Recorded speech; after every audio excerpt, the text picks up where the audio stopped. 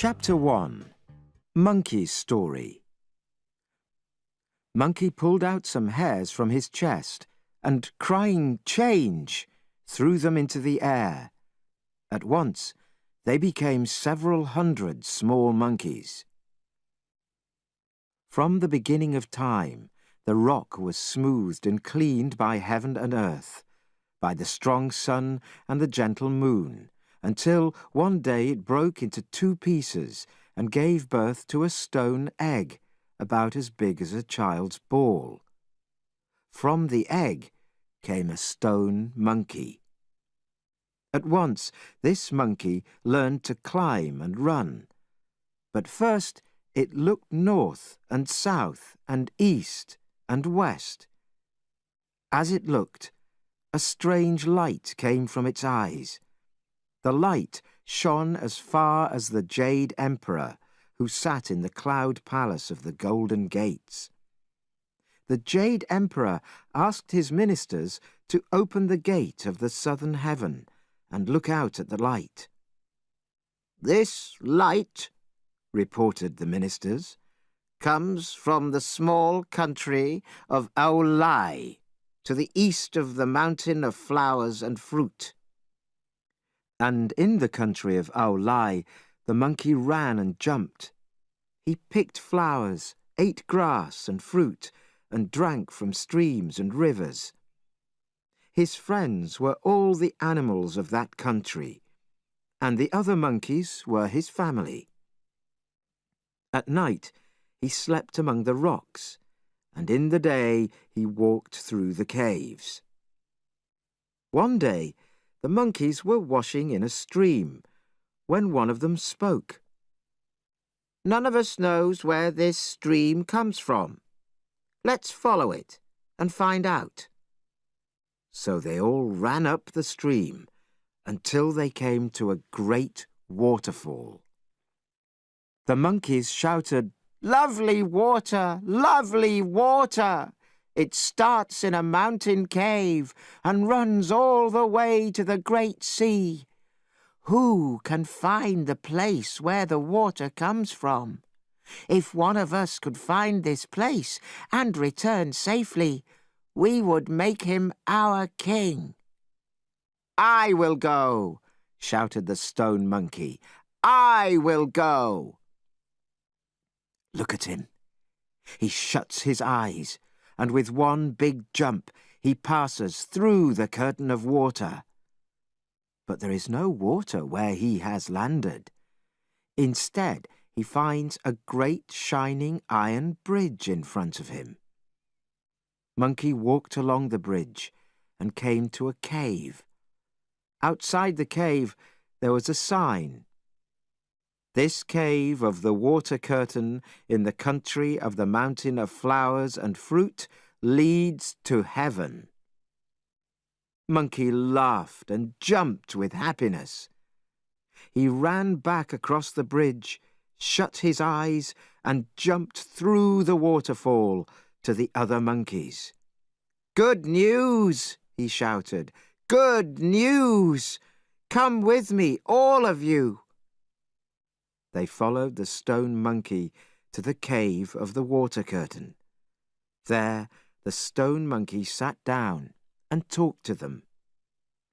"Gentlemen," he said, "I have been through the waterfall and have come back again. I have given you a home in this cave. So am I not your king now?"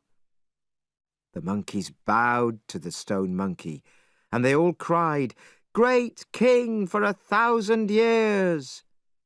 The stone monkey became the Monkey King, and he made other monkeys his ministers. And all the monkeys were happy. During the day they walked and played on the mountain of flowers and fruit, and at night they slept in the cave of the water curtain. They had everything they wanted. Their lives were complete.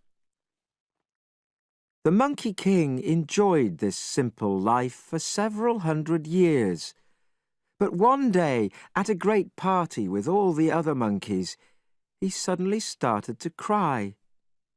The other monkeys all bowed, saying, "Why is our king so sad?"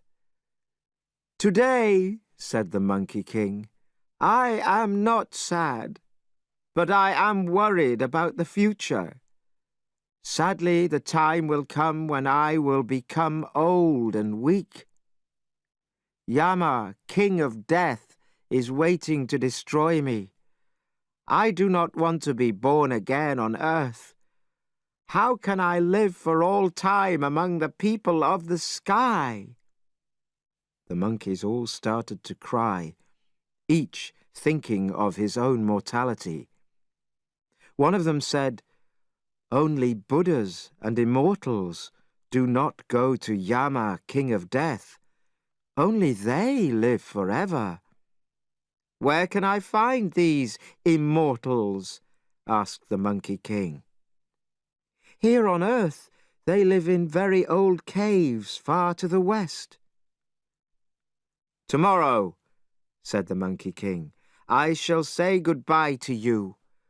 I shall go down the mountain and travel to the end of the world. I want to learn to live for all time and to escape from death."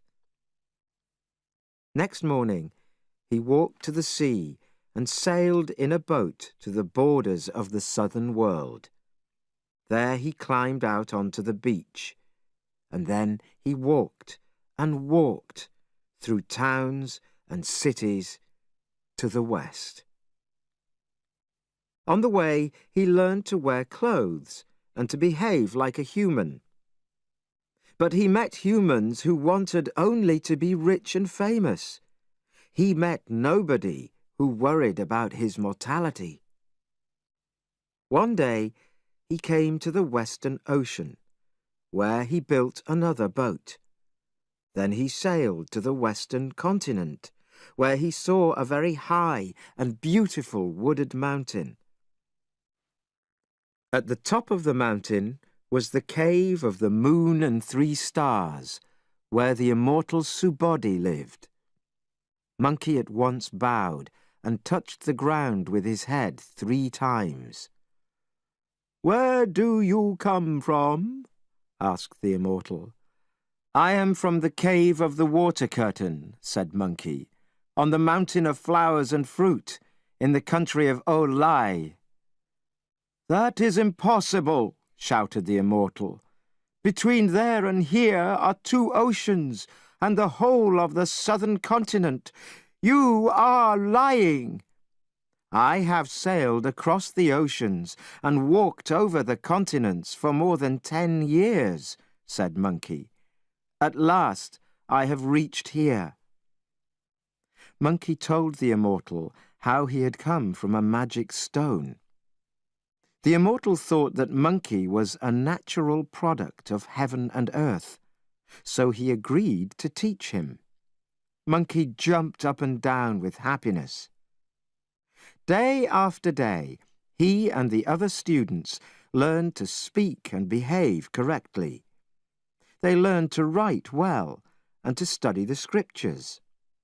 When they were not studying, the students grew flowers and trees. They lit fires and fetched water. And so Monkey lived in this way for 6 or 7 years. Finally, the immortal sent for Monkey late one night because he wanted to teach him the way of long life. "Come close and listen carefully," said the immortal. Monkey went down on his knees on the floor at the immortal's feet, listening carefully. The immortal recited a magic poem with many lines. The words shook Monkey's soul, and he was never the same monkey again. He thanked the immortal many times, because now he knew the way of long life. Time passed quickly, and 3 years later, the immortal again invited Monkey to his room, where he taught him 72 transformations. Monkey was a quick learner, and he practiced until he could change himself into something else using all 72 ways. One day, when the immortal and his students were in front of the cave, admiring the evening view, the immortal spoke to Monkey. "Monkey, how much have you learned?"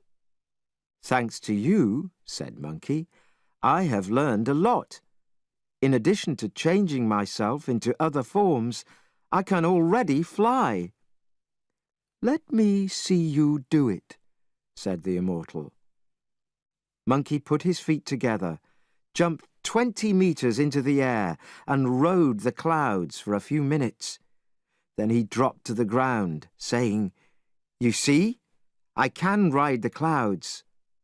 "That is not riding the clouds," said the immortal, laughing. "A real cloud rider can start in the morning from the northern sea, cross the eastern, the western, and the southern seas, and land again in one day." "It sounds very difficult," said Monkey.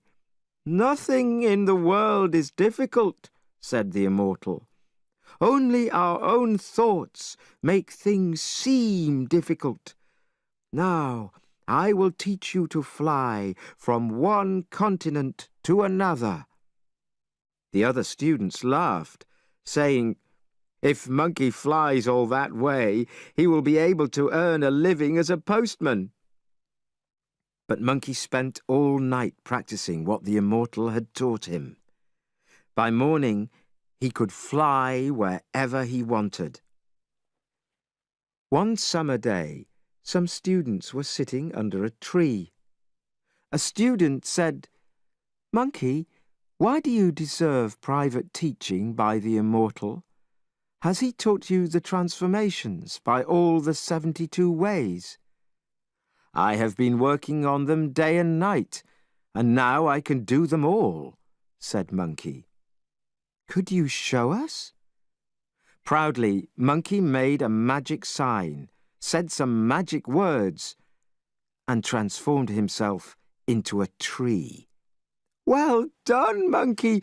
Well done!" shouted the other students. They all laughed. The immortal heard their laughter, and he came running out from the cave. "Who is making all this noise?" he asked. Monkey changed himself back from a tree to a monkey.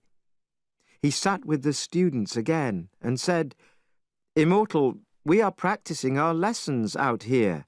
"You were all shouting and laughing," said the immortal angrily. "I want to know why." Then one student said, "Monkey was transforming himself into a tree, just for fun." "You, Monkey, come here," shouted the immortal. "Why do you think I taught you these secrets of life? So you can make other people laugh?" "I am very sorry," said Monkey. "I will not punish you," said the immortal. "But you cannot stay here. You must leave us." Monkey started to cry. "Where can I go?" he asked. "Go back to where you came from. Go as quickly as you can. Never tell anyone that you were a student of mine. I am sure that no good will come of your life." And so poor Monkey said goodbye to everybody. He flew back to the eastern sea and his home in the cave of the water curtain on the mountain of flowers and fruit. "Little ones," shouted the Monkey King, "I have come back." At once, big and small monkeys leapt out of trees with cries of "Long live our king!" Then, pushing each other to get near him, they cried, "Why did you go for so long? We have been watching for your return day after day. While you were away, a demon took our cave and everything we own, and many of our children. Now we dare not sleep, night or day." "What demon dares to do this?" cried Monkey. "I will make him pay." "King, he is called the Destroying Demon, and he lives north of here. But he comes and goes like a cloud, like wind, like rain, like thunder and lightning, so we do not know where his home is or how far away." "Well, don't worry," said Monkey. "I will go and look for him." Dear Monkey! He leapt into the sky and soon saw in front of him a high mountain and a cave where the Destroying Demon was waiting for him. "Where is the owner of the cave of the water curtain?" cried the demon. "You have such large eyes," shouted Monkey, "but you cannot see Monkey." "Oh, you are not half a meter high. If I killed such a small creature with my sword, I would look foolish." So the two of them fought with their hands and feet, hitting and kicking each other. Soon the demon was fighting like a wild animal. Monkey pulled out some hairs from his chest and, crying, "Change!" threw them into the air.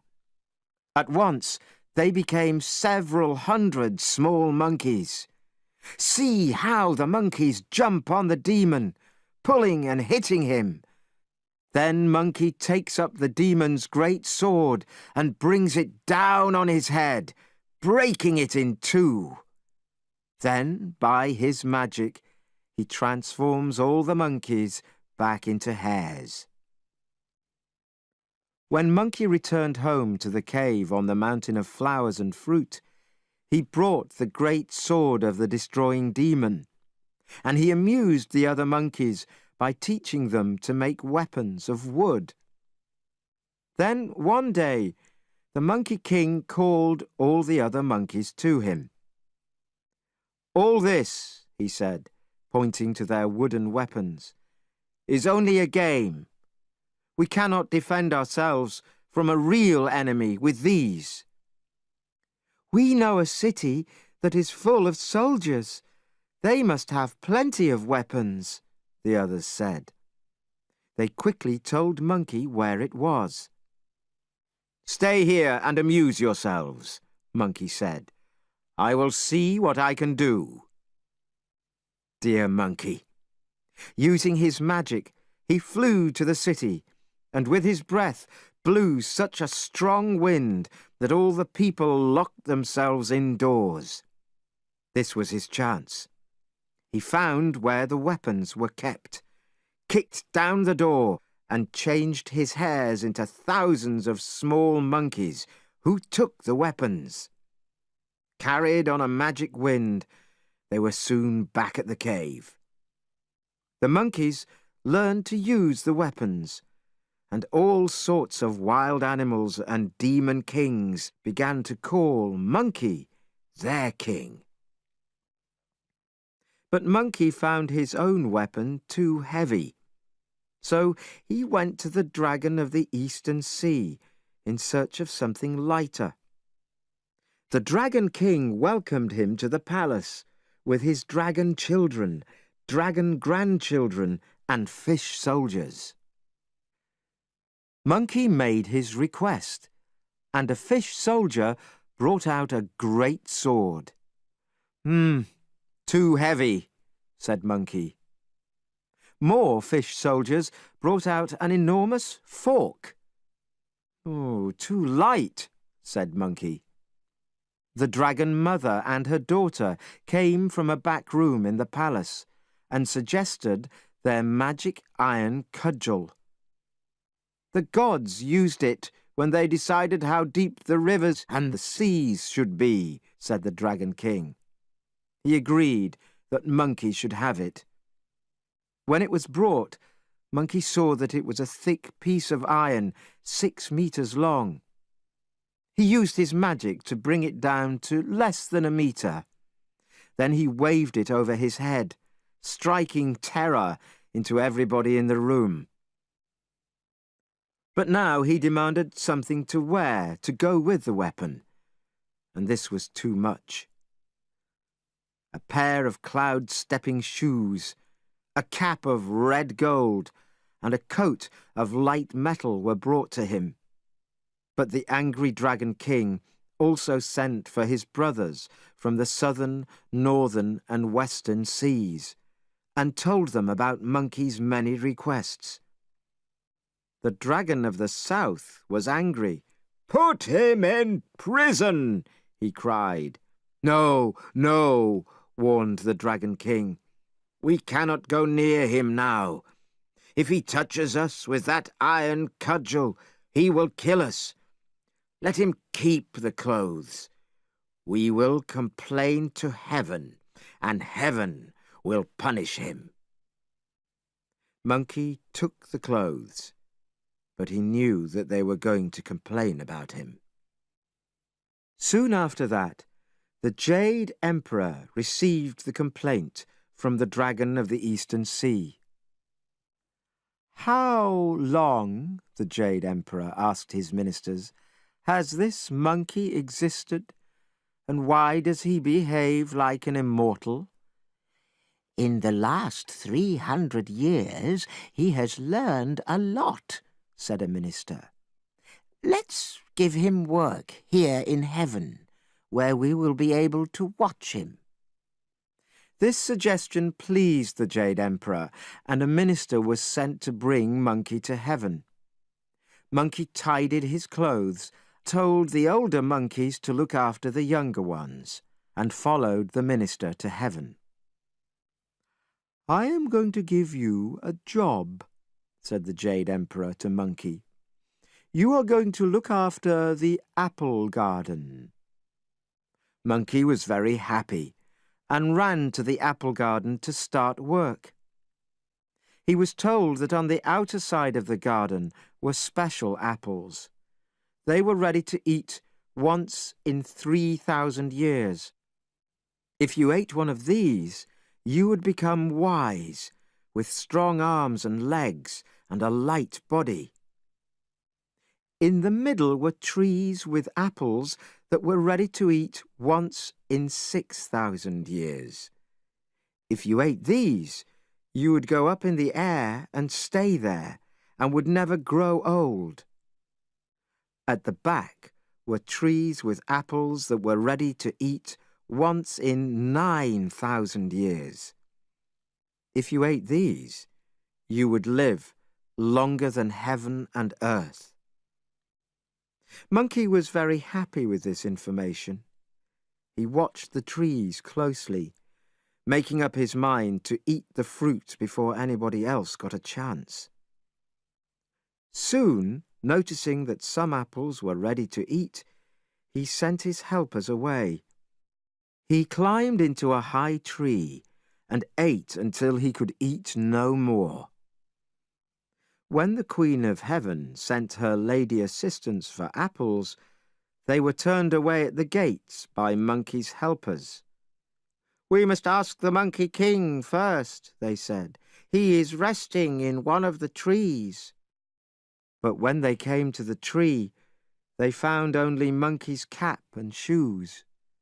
They could not see him. In fact, Monkey had made himself 5 centimeters long and was asleep under a leaf.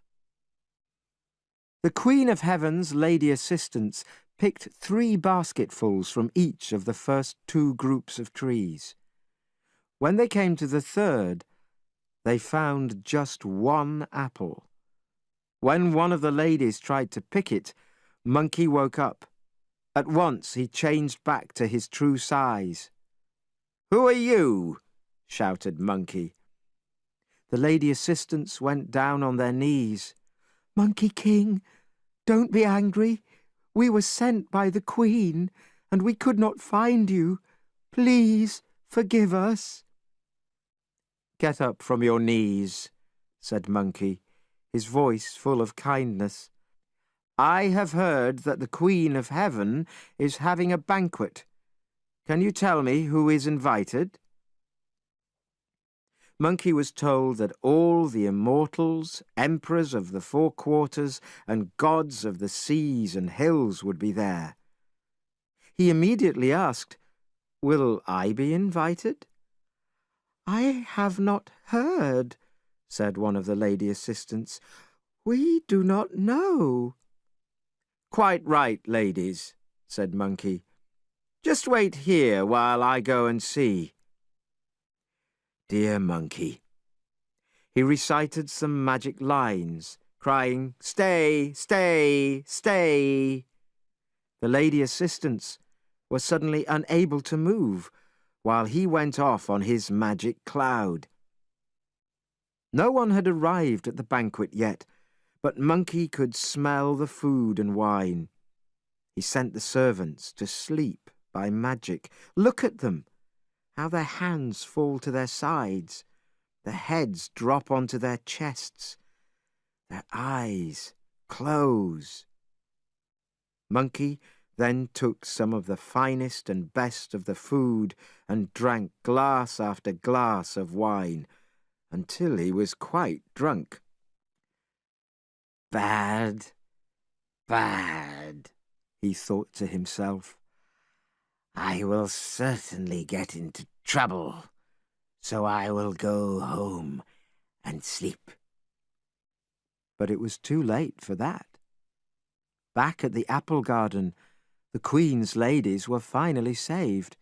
They reported that the Monkey King had eaten many of the biggest apples and had now disappeared. When the great goddess Kuan Yin arrived for the banquet, she found half the food eaten and all the wine gone. When the servants were woken, they explained that the Monkey King had sent them to sleep. That was the last time they had seen the food and the wine. The Jade Emperor was informed, and he sent heavenly soldiers to find Monkey. Monkey was burned in fire for 9 days, and at the end of it his eyes were red, but he was still alive. He was attacked with swords, and the gods of thunder threw thunder at him, but nothing could destroy him.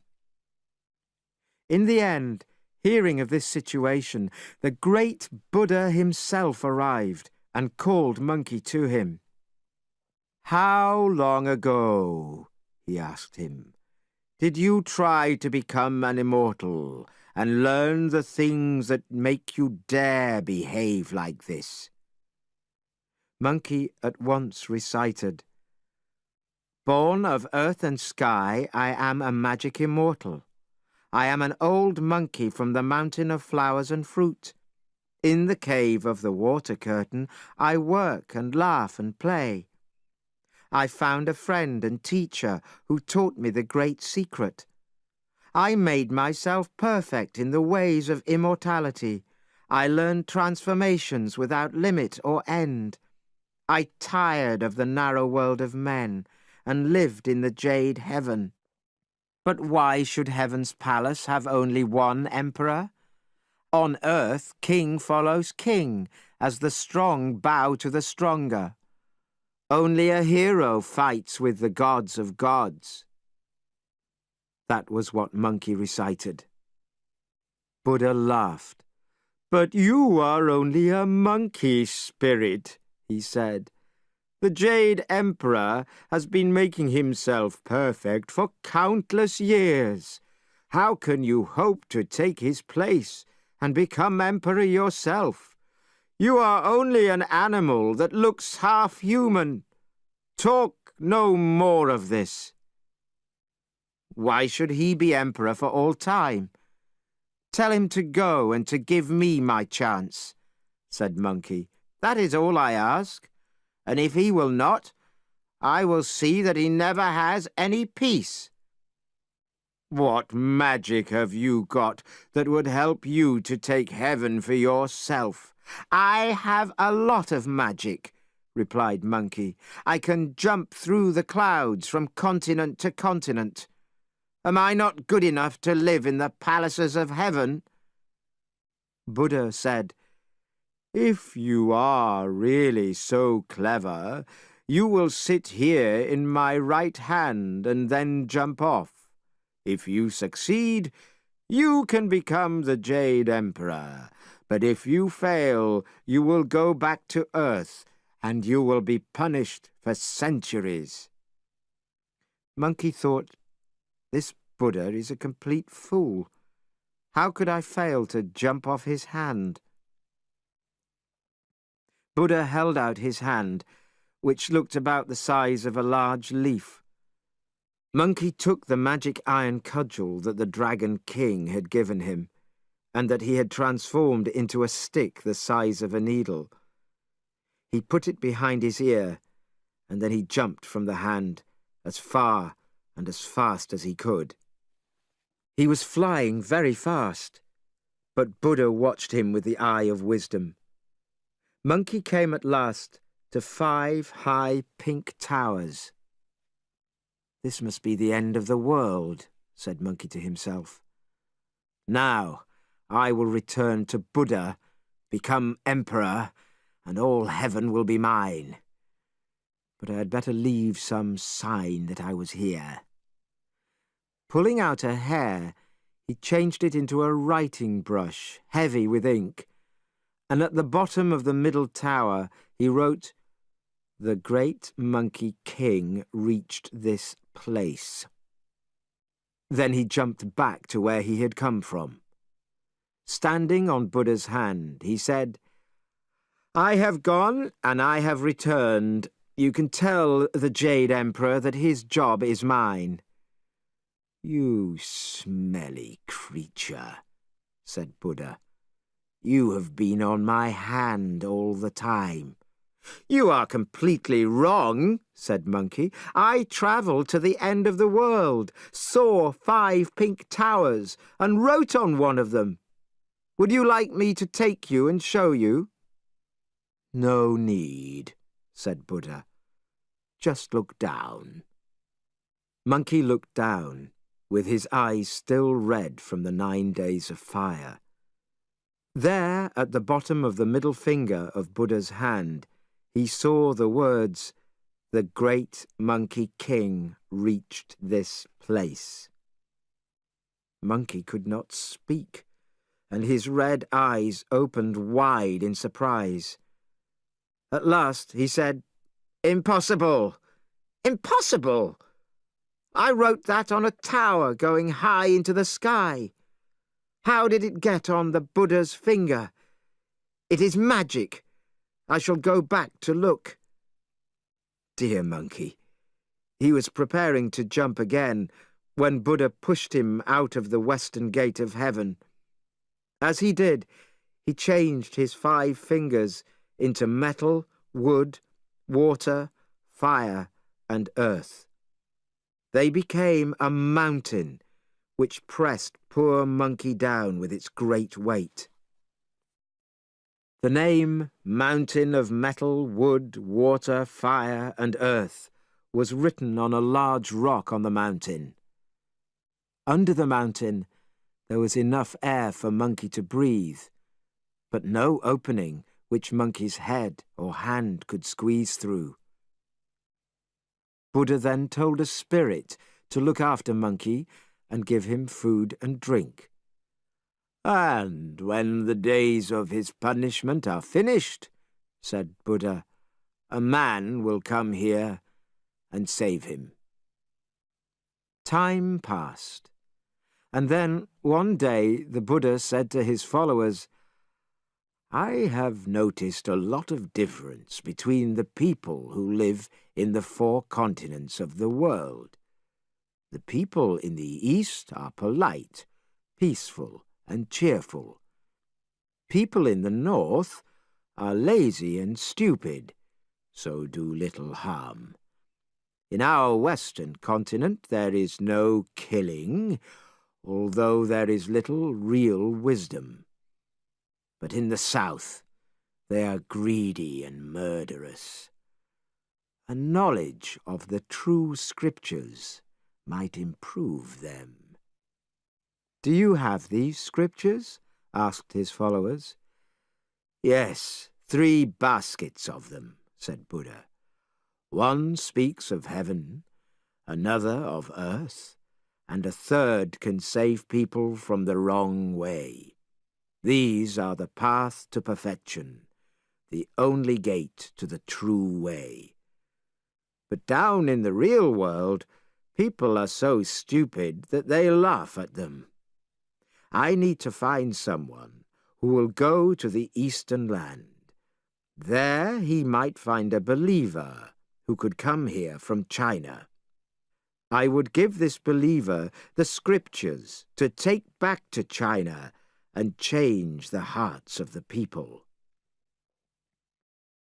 The goddess Kuan Yin came forward and bowed 3 times.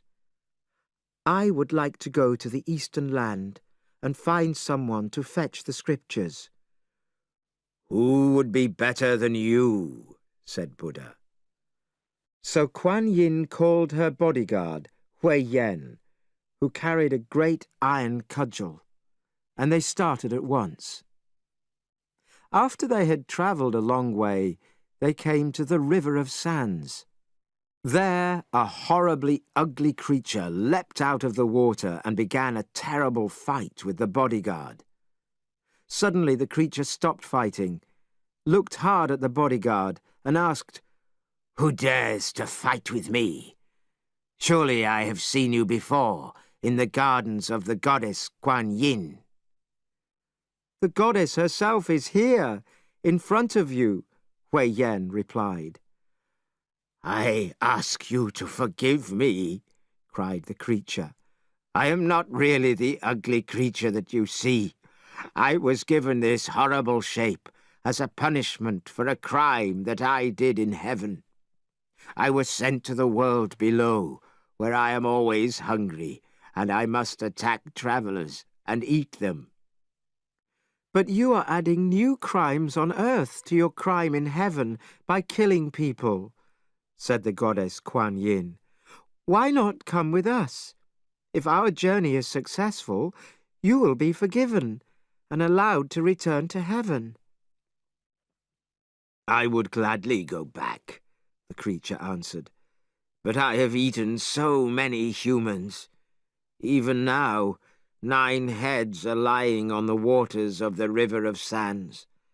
I have played games with them, and I do not think I will be allowed back into heaven after that." "Don't be silly," she replied. "Take the heads and hang them round your neck. I shall make you a priest and give you the name Sandy Priest.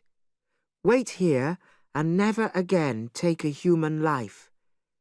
You will see that a man will come this way. He will be looking for the scriptures, and a good use will be found for the 9 heads." So the goddess and her bodyguard continued their journey and came to a high mountain with a most horrible smell. A dirty, smelly, pig-like creature leapt out and attacked Kuan Yin with a great fork and fought hard with her bodyguard. For safety, Kuan Yin stood in the sky above them and then threw down flowers, which fell between the bodyguard's cudgel and the fork. "Fighting with flowers?" cried the pig. "What kind of priest are you?" "The great goddess Kuan Yin threw them down on us from her cloud where she is standing," replied the bodyguard. At once the pig bowed to the sky. "Forgive me, goddess, forgive me. I am not really a pig at all. For a crime in heaven, the Jade Emperor sent me down here." "This is a chance for you," said Kuan Yin. "We are on our way to China to look for a man who will collect the scriptures. If you went with him to India, we would forgive all your crimes." "I will! I will!" the pig-like creature shouted. So they gave him the name of Pigsy and left him to watch for the pilgrim who would collect the scriptures. The goddess and her bodyguard went on their way, and soon they met a dragon who had fought against the gods. "Can you help me?" the dragon cried out. Kuan Yin went back to heaven. She asked the gods to forgive the dragon if he would transform himself into a white horse and carry the pilgrim to India.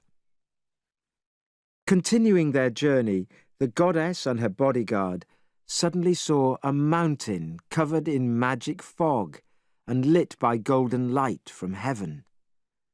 They recognized it at once as the mountain which covered the Monkey King. Kuan Yin looked sad and recited, "Long ago he was purposelessly brave. In his blackness of heart he spoiled the heavenly apple banquet and tried to take the place of the Jade Emperor. Will he ever again be free and win back his name?" Then came a voice from inside the mountain. "Who is reciting a list of my crimes?" Kuan Yin found the spirit who looked after Monkey. This spirit led her to Monkey's prison under the mountain, which was a kind of stone box. Monkey looked out through a thin opening with his red eyes and cried, "You are the goddess Kuan Yin. Why have you come here? Buddha tricked me, and I have sat in this little box for 500 years. But I'm very sorry for the things I have done, and now I want to do good in the world." Kuan Yin was very happy. "Just wait quietly here until I return with my pilgrim, and he will save you," she said. And so they left Monkey and went on to the east to find the pilgrim.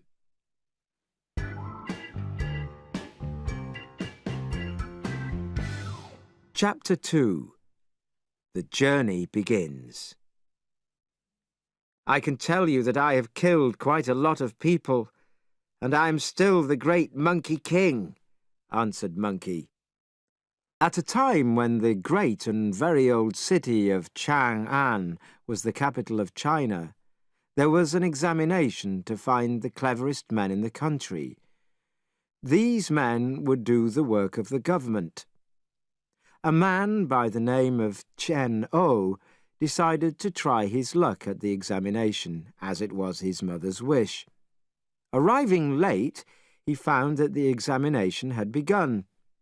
But to his surprise, he won first place, and he received a letter signed by the emperor. In those days, the winner of first place in the examination was led through the streets on horseback.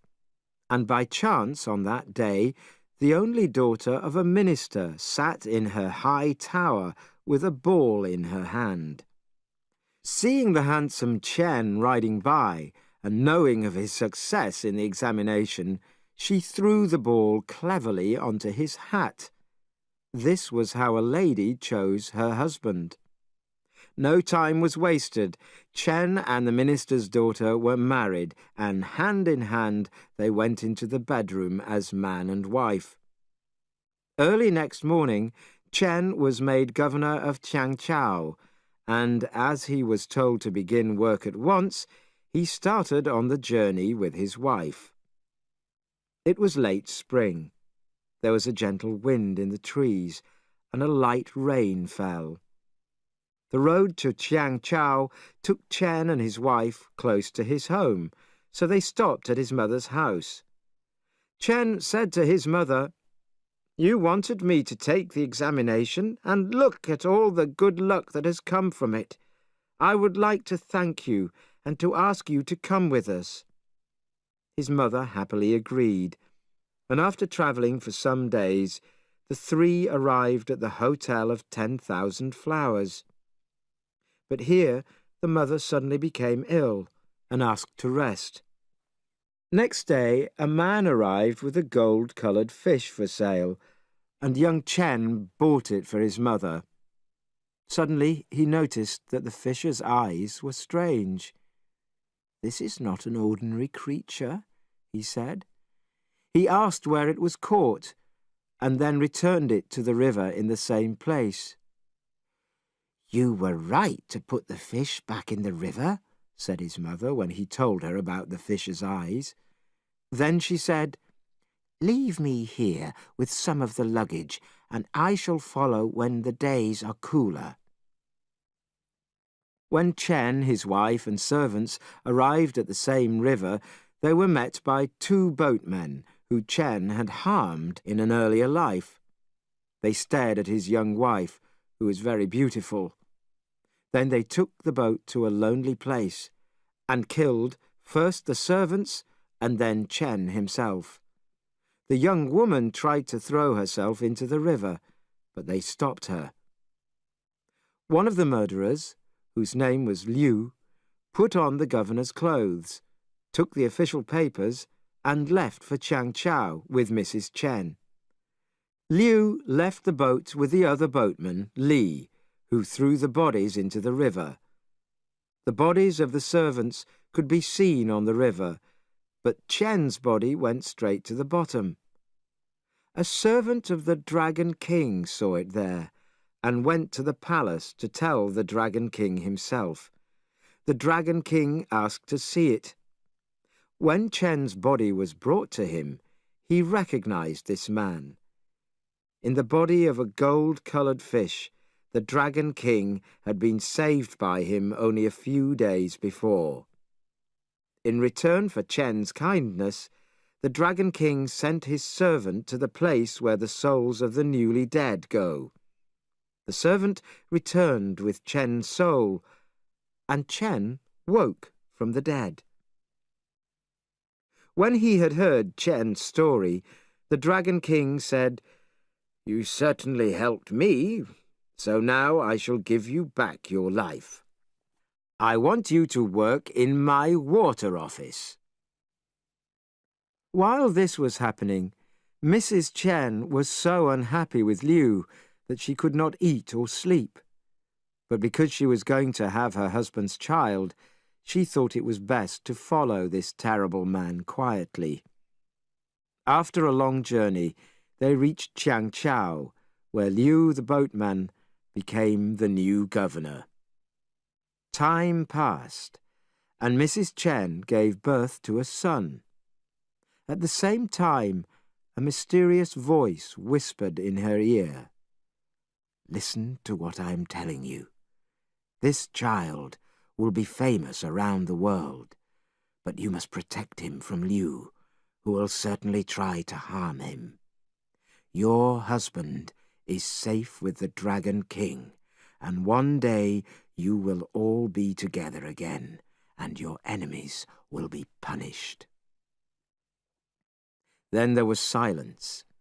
Mrs. Chen held her son in her arms, but she could think of no other way to protect him. And as the voice had said, when Liu returned, he ordered the death of the child. But the unhappy mother wanted more time with her son. "I will put him in the river tomorrow," she promised Liu. "Perhaps," she thought, "a kind God will save him." She bit her finger, and with her blood wrote a letter giving the names of the child's parents. Then, so that she would know her child again, she bit off the top of the little toe of his left foot. When morning came, she tied the baby into one of her shirts and went quietly down to the river with him. As she stood at the water's edge, a large piece of wood came down the river.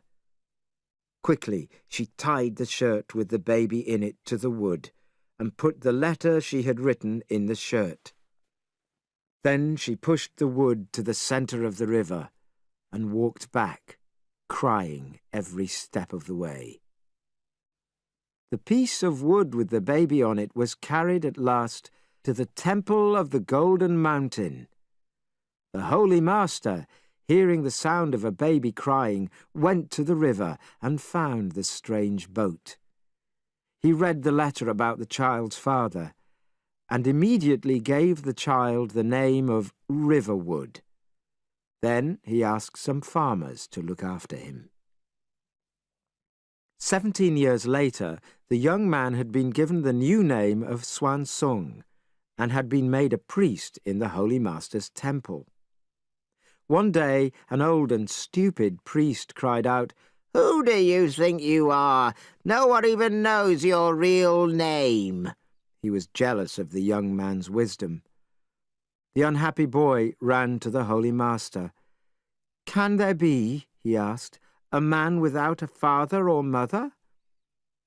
From a hiding place in his room, the Holy Master took down a small box containing the blood letter and the shirt. Soon Xuanzong knew the whole story and the terrible wrong done to his parents. He wanted to kill his father's murderer. "If you must go," said the Holy Master, "take these things with you. Travel as a poor priest. Go to Changchao and demand to see your mother." That same night his mother dreamed of a moon behind the clouds. When the clouds moved, she saw a full moon, and then she thought of her son. "He must be 17 by now. Perhaps heaven will bring us together again." Suddenly she heard a priest asking for money at the gate and went out to him.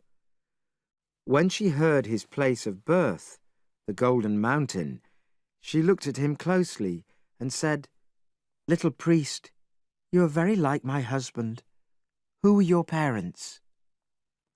"A wrong was done to my parents," was the answer. "My Holy Master told me to come here and find my mother. My father's name is Chen, but my holy name is Xuanzong." Then he took from the box the blood letter and the shirt. She recognized them at once, and she put her arms around him. Leave me, she cried. "If Liu finds you, he will kill you. Go now, as fast as lightning. But tomorrow I will say that I have promised 100 pairs of shoes to the poor, and I must journey to the temple to offer this present to the gods. There we can talk." True to her promise, within 5 days, 100 pairs of shoes were put on a boat, and with some servants she made the journey to the Golden Mountain. All the priests came out to welcome the visitor, but when she had prayed, she asked them to leave. Then, on her knees in front of Xuanzong, she took off the shoe and sock from his left foot. As she expected, the top of his left toe was missing. Again the mother and son put their arms around each other, and she thanked the Holy Master for his great kindness. Then she gave Xuanzong a ring to take to the Hotel of 10,000 Flowers, where his grandmother had been left behind. "Here also is a letter to my father in the capital," she said. "Tell him to ask the Emperor to send horses and men to kill you and save me. Now I dare not stay any longer, but must return home."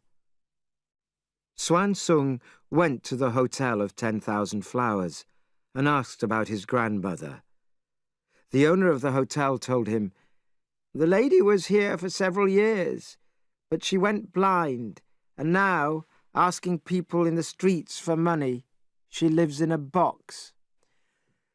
Xuanzong finally found his poor grandmother, who cried, "Oh, I thought my son had forgotten me, and now heaven has sent a grandson to find me."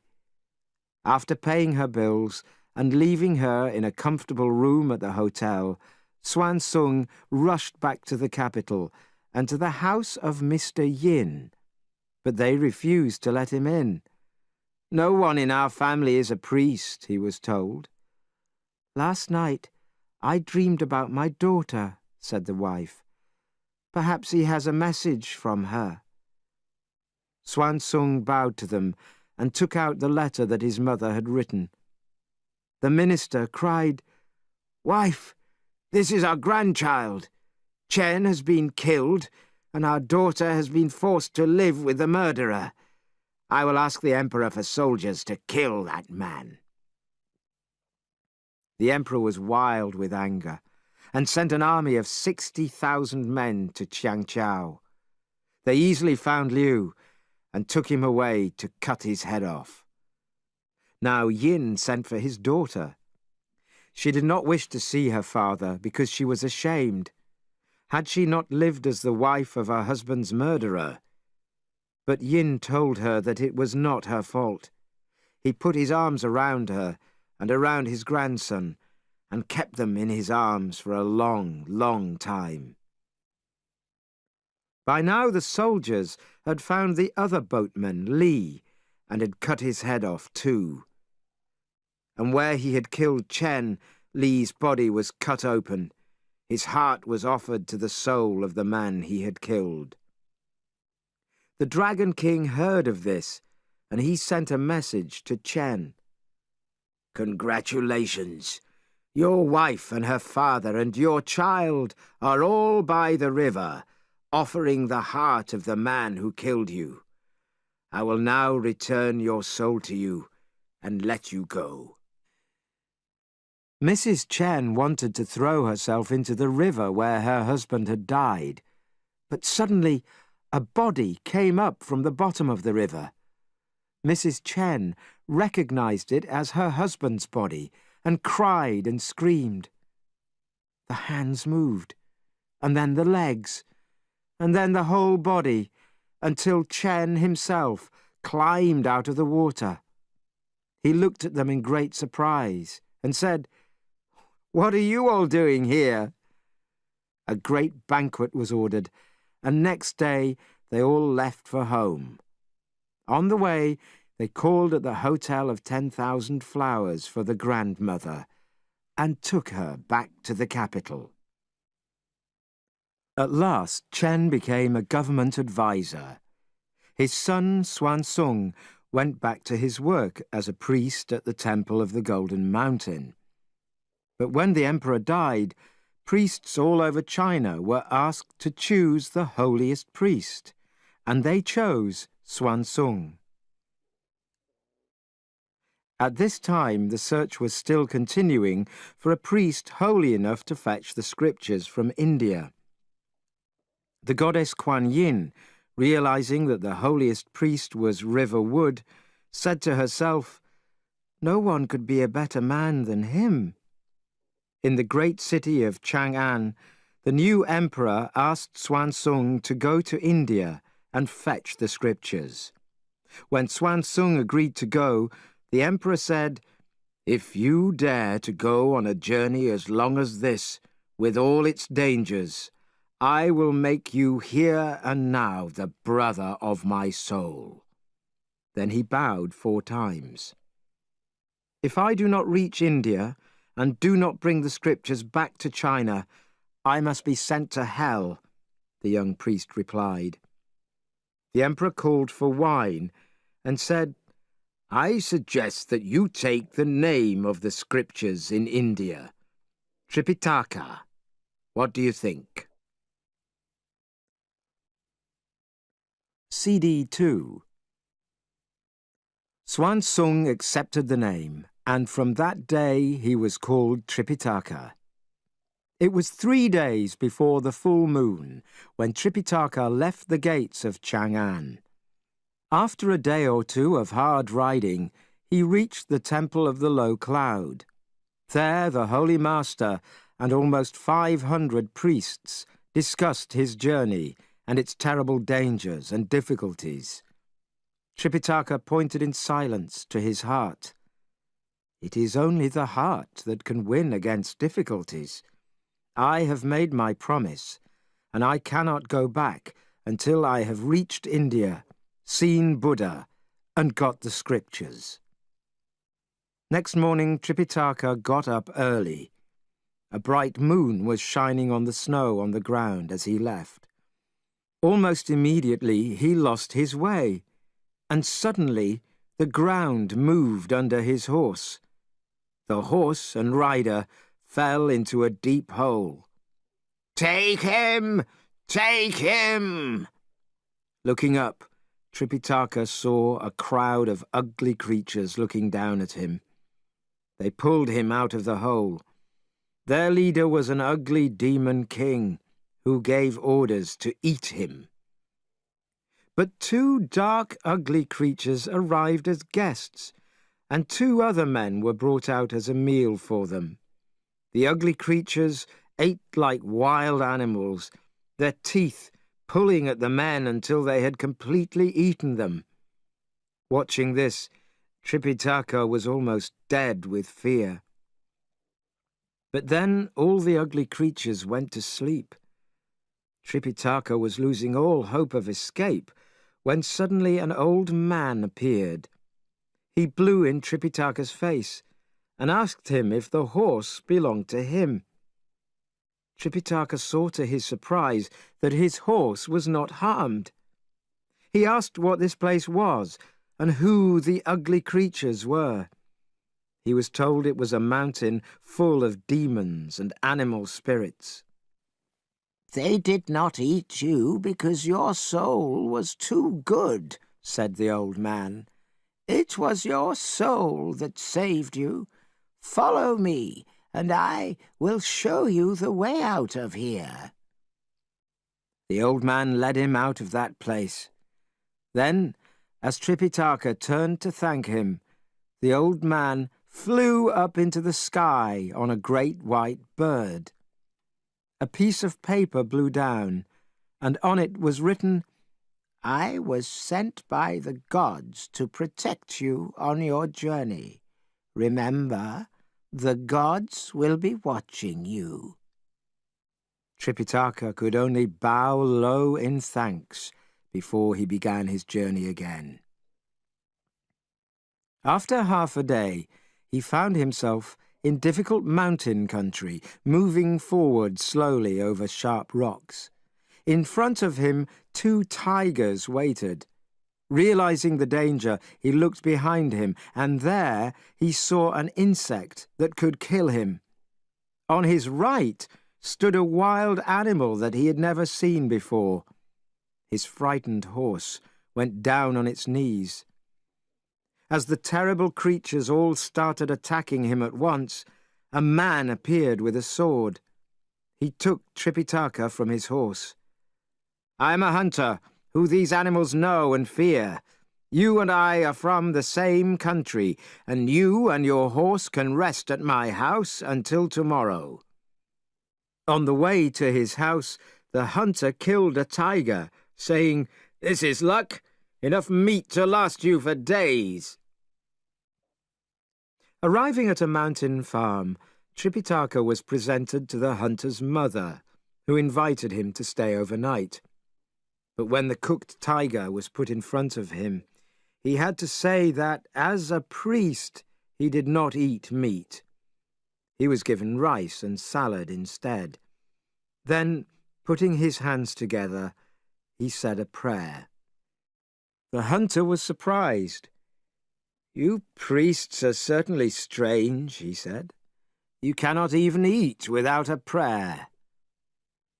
After dinner, the hunter led his guest to a little house full of animal skins. Tripitaka did not like that very much, so his host took him instead to a field of red and gold flowers. There, animals ran to him when he called. Tripitaka had been asked by the hunter's mother to say prayers for her dead husband. So scriptures were read and prayers were said all through the next day until evening. That night everyone in the family dreamed the same dream. The hunter's father had been allowed to leave the lower world and was born again as the child of a rich landowner. This, they were sure, was a result of Tripitaka's prayers, and they all thanked him. They wanted to give him presents of silver, but he refused the presents and left on his journey, with the hunter as his guide. At the mountain between 2 countries, which was steep and rocky, the hunter climbed quickly, but Tripitaka was very tired. "This country to the east," said the hunter, "is our land of tongue, and to the west is the country of the Tartars. I cannot go into their country, so you must continue alone." Feeling a great fear and hopelessness, Tripitaka held the hunter's arm. Suddenly, from under the mountain, a voice cried again and again, "The master has come!" "Who is that?" Tripitaka asked fearfully. "It is the voice of the old monkey, calling from his stone box under the mountain. The story is that long ago, when the mountain was called the mountain of metal, wood, water, fire, and earth, a magic monkey was put in a stone box by angry gods. He is certainly still alive. You need not be afraid. We will go down and have a look." As the hunter had said, there was a stone box with a hole in it, and through the opening they could see the head of a monkey. "Master, master, free me from here, and I will protect you on your journey to the west." The hunter said, "First, we want to know more about you." "I will not tell you anything," said Monkey. "I wish to speak to the priest." "What do you want to say to me?" asked Tripitaka. "Were you sent by the Emperor of Tung to fetch the scriptures from India?" "I was." "I am the Monkey King, and 500 years ago I made trouble, so Buddha put me in this stone box. The goddess Kuan Yin has visited me. She said that if I protect the pilgrim on his way to India, I will be forgiven and freed. So let me be your follower." "But how can I get you out of this stone box?" "If you make a wish, master, I will be out," said Monkey. "Go to the top of the mountain, and there you will see a rock with letters of gold written by Buddha himself. Lift the rock, and I will be free." "How can we believe him?" the hunter whispered to Tripitaka. "It is true! It is true!" screamed Monkey from inside his box. Tripitaka and the hunter climbed up again to the top of the mountain, and there they saw golden light pouring from a rock which had gold writing on it. Tripitaka went down on his knees and said, "If this is the wish of the gods, I will take this monkey with me to India. Take away this rock and free him." A warm and sweet-smelling wind blew across the mountain and lifted the rock and Buddha's writing up into the air.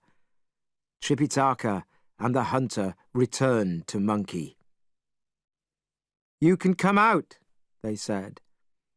With a great noise of breaking stone, Monkey came out of the stone box and bowed in front of Tripitaka. He cried, "Master, I am out!" And then he began to prepare Tripitaka's horse for the journey. Tripitaka thanked the hunter for his kindness, and he and Monkey continued their journey. When Tripitaka and Monkey left the mountain, a tiger appeared in front of them, showing its teeth. Monkey seemed very happy. "He has come to give me his coat," he said. He took a needle from behind his ear, and the needle was immediately transformed into a cudgel. "It is 500 years since I last used this weapon," he cried. Look at Monkey. He walks forward bravely. Down comes the cudgel, and the tiger falls dead. "Sit down," said Monkey to Tripitaka, "while I take his coat." Dear Monkey. He took a single hair from his own tail, blew on it, and said some magic words. The hair became a sharp little knife, and with this knife he cut off the tiger's skin. "Now we can leave this place," he said. "When we reach the next house, I will make a fine coat from the skin." Monkey then explained the magic of his cudgel, which was not only for killing tigers and dragons, but also for making rivers go backwards or starting storms on the sea. But then he saw a house in some trees where they could spend the night. He got down from his horse and cried, "Open the door!" A very old man, angry at the rude command, began to push open the door. But seeing Monkey carrying a tiger skin and looking like a demon, he became very frightened. Then he saw that Monkey was with a priest, and he was told that Monkey was the priest's follower. Suddenly, he recognized Monkey. "You are the stone monkey in the stone box," said the old man in great surprise. "How did you get out?" Monkey told his story, and then was asked his age. "First, how old are you?" asked Monkey. 130. "You are young enough to be my great-great-grandson," said Monkey. "I was under that mountain for 500 years. "True," said the old man. "And when I was a boy, there was grass on your head and dirt on your face." "Yes," said Monkey. "I do not wish to make trouble, but it is 500 years since I last washed. Could you let us have a little hot water?" When they had both washed, Monkey took Tripitaka's white shirt, made himself a tiger skin coat, and asked, "How do I look in these clothes?" "Fine," said Tripitaka. "You really look like a pilgrim." And he let Monkey keep the shirt. Many days later, the two travellers were attacked by 6 men with swords. The men demanded their horses and everything they had with them. "You are just thieves," cried Monkey. "If you give me 1/7 of everything you have ever stolen, I will let you live." Angrily, they all hit Monkey on the head again and again. Monkey said, "Let me know when you are tired, and I will take out my needle." Of course, the needle from behind Monkey's ear transformed itself into a cudgel, and soon he had killed all 6 of them. He returned, crying, "Master, we can start now. I have killed them all." "You should never kill," said Tripitaka sadly. "But I had to. They were going to kill you." "It is better for a priest to die than to kill others." "Well, I can tell you that I have killed quite a lot of people, and I am still the great Monkey King," answered Monkey. "Your bad behavior in heaven caused you to live in a stone box for 500 years, said Tripitaka. "If you hope to come with me to India, you will need to change your ways." Monkey was very angry that Tripitaka had spoken to him like that. "Master," he shouted, "I am leaving." Tripitaka said nothing, so Monkey leapt up, ran away, and was soon out of Tripitaka's sight. Tripitaka thought, it's no use trying to teach people who are like that. So, putting all the luggage on the horse's back, he left alone and on foot. The young priest had not gone far when he met an old woman carrying a cap. She asked him why he was travelling alone without a follower to help him. "I had a follower, but he behaved badly. When I told him that, he ran away." "That is unfortunate," she said. "This cap belonged to my son, who died. I can gladly give it to your follower, if he would like it." "He ran away to the east," said Tripitaka. "Then he will certainly go to my house, and I shall send him back. If you want him to return, you will need a spell." She told him the words. "You must make him wear this cap. When he disobeys, Say the words of the spell, and he will give you no more trouble." The old woman transformed herself into a golden light and disappeared towards the east. Tripitaka knew then that she was really the goddess Kuan Yin. Monkey had jumped onto a cloud and was returning to his cave in the mountain of flowers and fruit. On the way, he decided to drink tea with the Dragon King. When Monkey had told his story, the Dragon King told him about the value of patience. "Monkey King, it is necessary to control yourself if you do not want to spoil all your chances."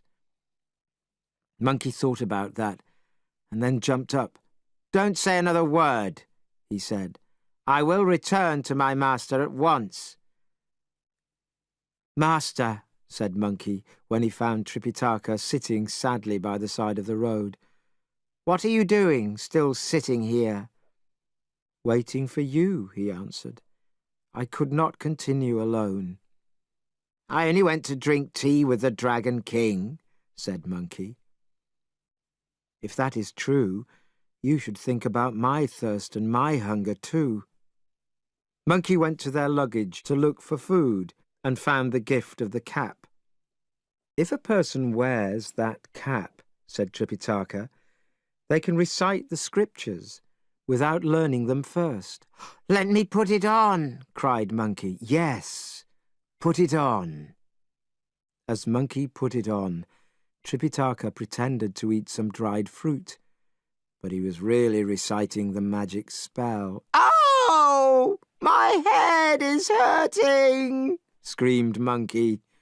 Monkey fell on the ground, trying to take the cap off, but a metal ring inside the cap was getting tighter and tighter. Tripitaka stopped reciting the spell because he was afraid that Monkey would break the metal ring. The pain in Monkey's head disappeared, but the cap was still tightly there. "You've put a spell on me!" cried Monkey. "Yes," said Tripitaka. "It is called the Scripture of the Tight Cap. Will you make trouble again?" "Never! I promise," answered Monkey, but in his heart he was very angry. He ran at Tripitaka with his cudgel. Quickly the priest again recited the words of the spell, and Monkey fell to the ground screaming. The cudgel dropped from his hand. "Were you going to hit me?" Tripitaka asked. "Hit you? I dare not!" cried Monkey. Tripitaka stopped reciting, because he did not like to see Monkey suffering such terrible pain. "Who taught you this trick?" Monkey asked when the pain stopped. "An old woman who I met recently." "Then it was the goddess Kuan Yin. I will go to the Southern Ocean and hit her with my cudgel." "As she taught me this spell, she can surely use it herself," said Tripitaka. Monkey sat up, holding his head, which still hurt him. "I'm very sorry," he said. "I will travel to India and never leave you. I will protect you until the end." Unable to defend himself, Monkey put the luggage together, and they started off again towards the west.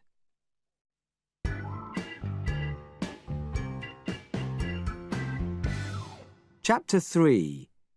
Tripitaka finds new followers. With her magic breath, she shouted, "Change!" She transformed the dragon into the horse that he had just eaten. It was the middle of winter, and a cold wind was blowing from the north. There was ice everywhere, and deep snow was lying on the ground.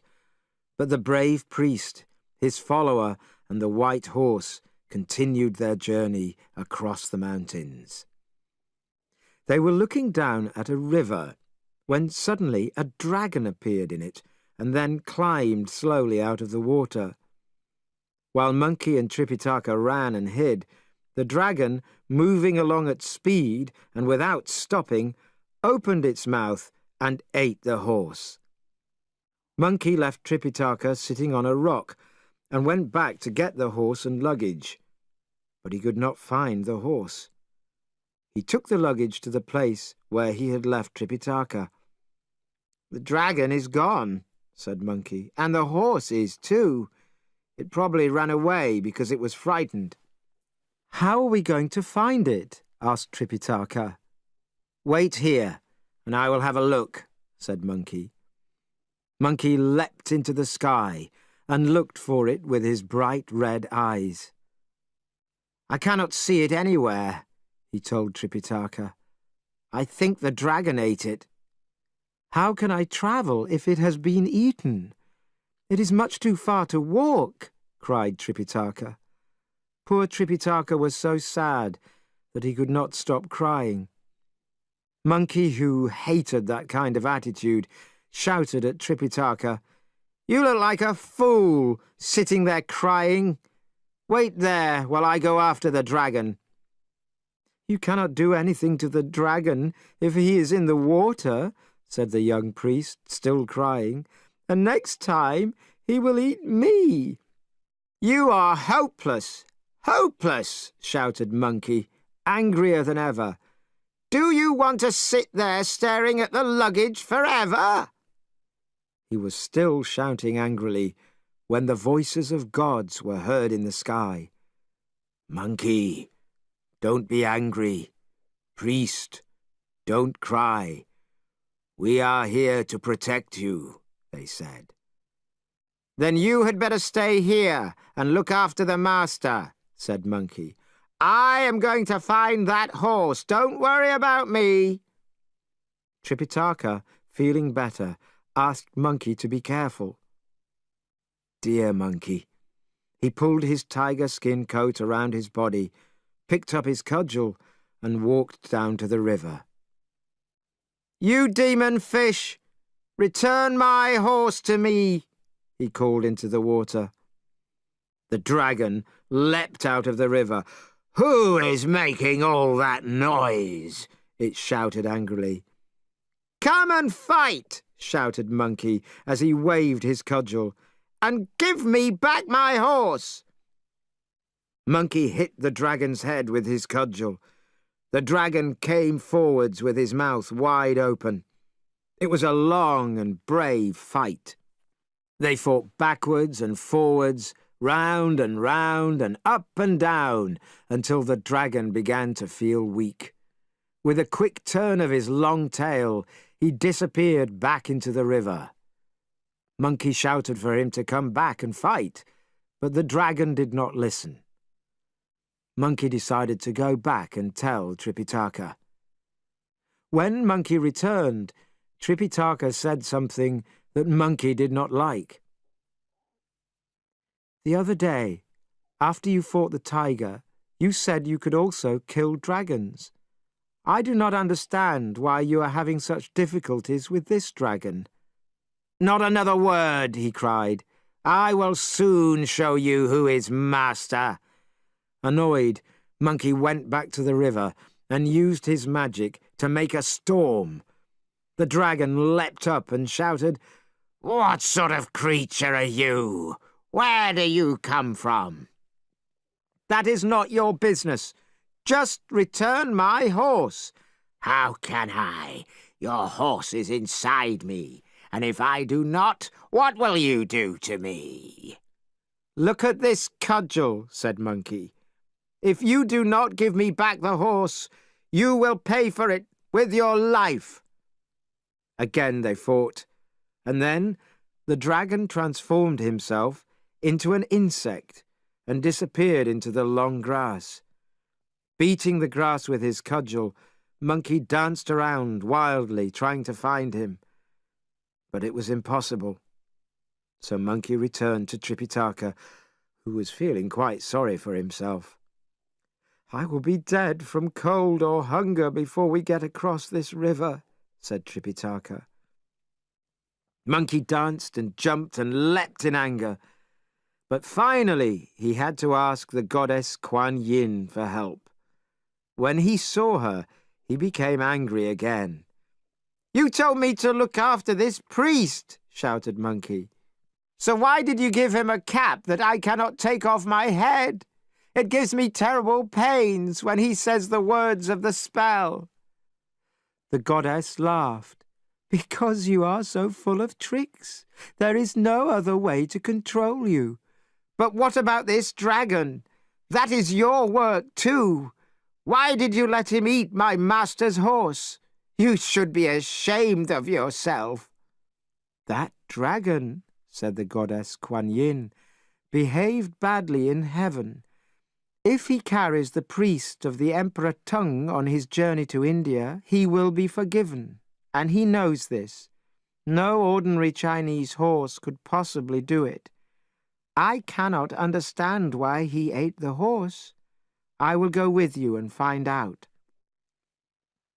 She got down from her seat inside her cave and rode on a magic light to find the dragon. When the dragon saw Kuan Yin, he changed into a human. "Did you know that this is Tripitaka's follower?" asked Kuan Yin. "How could I? I asked him what kind of creature he was, and he shouted at me, 'That is not your business.' I ate his horse because I was hungry. He never said anything about looking for scriptures. He never once used the word tongue." "Monkey is fonder of showing others his own powers than explaining anything," said Kuan Yin. "But in future, if anyone questions him, he must say that he is looking for scriptures. Then there will be no more trouble." The goddess went to the dragon and put some drops of sweet water on him. Then, with her magic breath, she shouted, "Change!" She transformed the dragon into the horse that he had just eaten. She told the dragon to change his bad behavior and to promise never to go back to his old ways. "If you keep this promise, you will be given a golden body," she told him, "and you will be given wisdom." The dragon said, "Thank you. I will keep this promise." Then the goddess turned to go, but Monkey held her arm, saying, "That is not good enough. How can I help a priest to travel over these mountains with only a horse? I cannot continue this journey." "That is strange," said the goddess. "You always used to be brave, if nothing else. But there is one more power I can give you." She took 3 leaves from a tree and dropped them on Monkey's back, where they immediately became magic hairs. "These," she said, "will get you out of any trouble." Monkey thanked her. Then he took the horse and led him to Tripitaka. "This horse is in much better condition than the old one. How did you manage to find it?" asked Tripitaka. Monkey answered, "Kuan Yin changed the dragon into the horse that he had eaten." Tripitaka wanted to say thank you to Kuan Yin, but Monkey said that she was already far away. So Tripitaka bowed towards the south. Then he helped Monkey to prepare their luggage. "We still need a boat to cross this river," said the priest. "Just sit on the horse and he will carry you across," Monkey replied. But then an old fisherman in a strange boat appeared. Monkey waved to him. "We have come from the east to fetch scriptures. My master does not know how to get across the river. Could you take him?" The old fisherman took them all across the river without asking for payment. "Do you know who that fisherman was?" said Monkey. "He is the god of the river, and he did not help us in our fight against the dragon. He knew he had done wrong. That is why he did not take any money." Tripitaka did not know how true that story was, but he sat on the horse and followed Monkey along the road to the west. One evening they saw a group of houses in the far distance. "Let me go and see if it is a farm, and if it seems lucky or unlucky," said Monkey. A young man in a blue jacket came out of the farm and tried to walk past Monkey without a word. But Monkey held his arm tightly while the young man tried to escape. "Now, you must not be angry," laughed Monkey, holding him even tighter. "We only want to know the name of this place." The young man, seeing that he could not get away from Monkey, answered, "The place is called Cow Farm, and I am Cow Tsai. Old Mr. Cow has a daughter of 20 who is unmarried. 3 years ago, a creature took her and has lived with her here as his wife. 6 months ago, the creature locked her in his little house, and none of the family has seen her since then. I'm going to find someone with strong enough magic to fight this creature." "This is your lucky day," said Monkey. "Here I am, and I can help you. Come, lead us to the master of the house." "Your words are true, I hope," said the young man. "You will get me into great trouble if you fail." "I promise," said Monkey. "Now, take us in." Seeing the young man returning, old Mr. Cow shouted, "You fool!" But he quickly became more polite when he saw the young priest. Seeing Monkey, though, he said, "It is surely bad enough to have a dirty creature living with my daughter. Now another ugly creature has come to visit me." "You have lived a long time, but have learned very little wisdom," said Monkey. "You should not judge people only by appearances. But I shall return your daughter to you." "I do not understand. I thought you wanted a bed for the night." "Yes, we do," said Monkey. "But I am also happy to kill any dirty creatures for you, for something to do." "We have 3 daughters.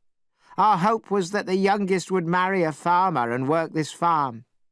Well, about 3 years ago, a nice-looking young man came here and said his name was Pig.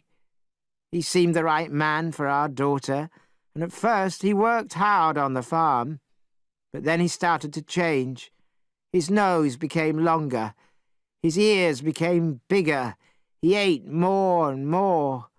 Finally, he turned into a pig. But that was not all. He could bring magic winds. He could disappear and then appear again. He could make stones fly through the air. And now he keeps our daughter, Blue Flower, in his little house, and for 6 months we have not known if she is alive or dead." "Have no fear," said Monkey. "I shall catch him tonight and return your daughter to you."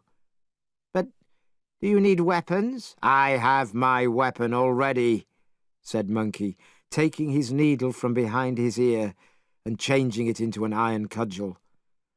"I need only a nice old person to sit with my master and talk to him. Now I will leave you." Old Mr. Cow led Monkey to the little house, and Monkey broke the door with one blow of his hand.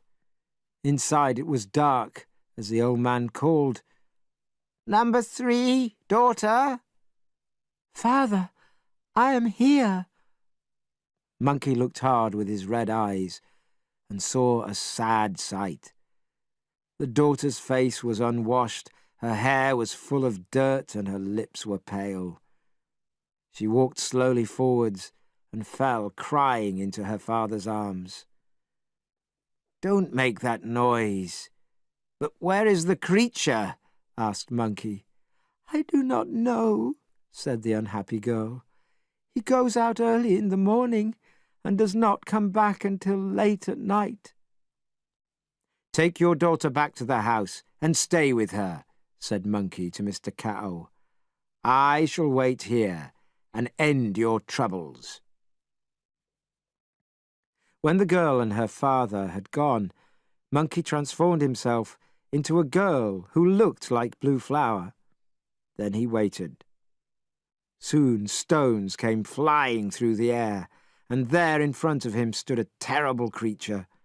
He had short hairs on his dark skin, a long nose, and enormous ears. He wore a green jacket and had a spotted handkerchief tied round his head. Dear monkey. He did not say hello to the creature. He lay on the bed, making noises like a person who is ill.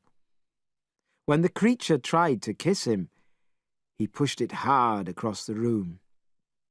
"Why are you angry with me?" asked the creature. "I'm not angry. Get into bed." The creature undressed in the dark, but could not find his wife in the bed. Then he heard her crying on the far side of the room. "Oh, I'm so unhappy." "What are you complaining about?" asked the creature.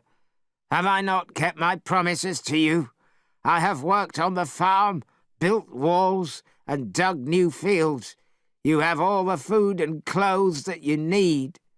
"That is not the problem," said Monkey in Blue Flower's voice. "Today my parents came and shouted through the wall that you are ugly, and nobody knows anything about you or who you are." "There is no mystery about who I am. Because I look a little like a pig, I am called Pigsy. Next time they ask, just tell them that." "They're looking for a priest to send you away," said Monkey. "In fact, old Mr. Cow has called the great Monkey King himself to help." "If that is true, I am leaving this minute," cried the creature. "That monkey is very powerful." And getting dressed quickly, he opened the door to leave. With a magic spell, Monkey transformed himself back again. "Look around," he cried, "and you will see that I am Monkey." When Pigsy turned and saw Monkey with his sharp little teeth and big smile, his red eyes, flat head, and hairy face, he ran like the wind back to his cave. Monkey cried after him, "Where are you going? If you go up to heaven, I will follow you, and if you go down to the deepest part of hell, I will follow you there too." Monkey followed the creature to his cave, and it came out waving a fork. They fought together all night, but at last the creature leapt back into the cave and locked the door.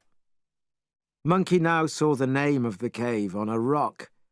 It was Cloud Ladder Cave. "I had better return to my master now, because he might want something," Monkey thought. "I can always return and catch this creature." And leaping from one cloud to another, he was soon back at the farm. No one had slept all night, waiting for Monkey's return. Tripitaka was sitting with the old man when Monkey arrived. "Master, here I am," he said. "Did you have to go a long way to catch the creature?" asked Tripitaka. "That is no ordinary creature. He used to live in heaven when he was in charge of water spirits. But he did wrong, and he was sent down to earth as a pig-like creature. He still has all his magic powers. I chased him to his mountain cave, where he fetched a large fork, and we fought all night. As the sun came up, he gave up the fight and locked himself in his cave. I was going to beat down the door, but I knew it was going to take some time. I thought Master might be getting anxious, so I wanted to report back here." "Monkey King," said old Mr. Cow, "you have driven him away, but he is certain to come back. If you can get him for us, you can have half of all that is ours." "I think you worry too much about him. He knows that he eats a lot, but he has also done a lot of work around here. He feels that his work easily pays for the cost of feeding him. He is a god who has been sent to earth as a punishment. It seems that he has done no harm to your daughter," said Monkey. "It is true," said old Mr. Cow, "that he has done her no harm, but it is very bad for our family name. Everywhere I go, I hear Mr. Cow has taken a dirty creature for his daughter's husband. What can I say to that?" "Monkey," said Tripitaka, "do you not think that you should return? Have one more fight with him, and see if you can find a way to end this difficult situation." "Don't worry. I was only having a little game with him. This time I will catch him and bring him back here. Look after my master until I get back," Monkey said to Mr. Cow. Monkey disappeared into the clouds and soon arrived at the cave. This time Pigsy was asleep in his cave when Monkey broke the door in pieces. Angrily, Pigsy jumped out of bed and took up his fork again. "You dirty rat! What do you think you are doing? It is a crime to break down someone else's door," shouted Pigsy. "I remember you now," he said, looking more closely at Monkey. "You once lived in a cave behind a water curtain. How did you get here?" "I'm a priest now. I'm going with a Chinese pilgrim called Tripitaka to fetch scriptures from India." The fork fell from Pigsy's hand. "Where is the pilgrim?" he said. "Take me to him." "Why do you want to see him?" asked Monkey. "The goddess Kuan Yin put me here to prepare myself for the arrival of a pilgrim who I must follow. After doing this, I will receive wisdom. I have been waiting for this pilgrim for years. Why did you not tell me that you are his follower? Why did you prefer to fight with me?" "I'm not so sure that your story is true. If you really want to follow my master to India, you must promise that this story is true. Then I will take you to him." Pigsy threw himself down on his knees and bowed repeatedly. "I promise, Holy Buddha, this is true, every word. If it is not true, let the judges in heaven cut me into 10,000 pieces." "I believe you," said Monkey, "but give me your fork." Then Monkey took a hair, blew on it with his magic breath, and changed it into a long, thick string. He tied Pigsy's hands behind his back, took him by the ear, and pulled him along with him. When Monkey arrived at Mr. Cow's farm with Pigsy, everyone was very happy. After hearing Pigsy's story, Tripitaka told Monkey to untie him. Tripitaka said some prayers, and then they sat down and ate supper together. The next day, Tripitaka sat on the white horse that had been a dragon. Pigsy carried the luggage, and Monkey carried his cudgel, as they all left for the west. At last they came to a flat country. Summer had passed, and autumn had come, and now in front of them was a great wild river. Monkey leapt into the air and looked far down into the water. "Master," he reported, "this will not be easy. For me it will not be difficult, because I can jump across in one leap. But for you it will be impossible. When I looked down, I saw that this river is 12,000 kilometers across." Tripitaka was very unhappy, but looking down, he saw a rock with some writing which said, "River of Sands." Under that, in small letters, were the words, "In the river of sands, 12,000 wide, in dead waters, 15,000 deep. Nothing will stay on the water. Even the lightest flower goes straight to the bottom." As they looked, a terrible creature came towards them through the water. His eyes were like bright lights, and around his neck were 9 heads. He rushed straight at the pilgrims.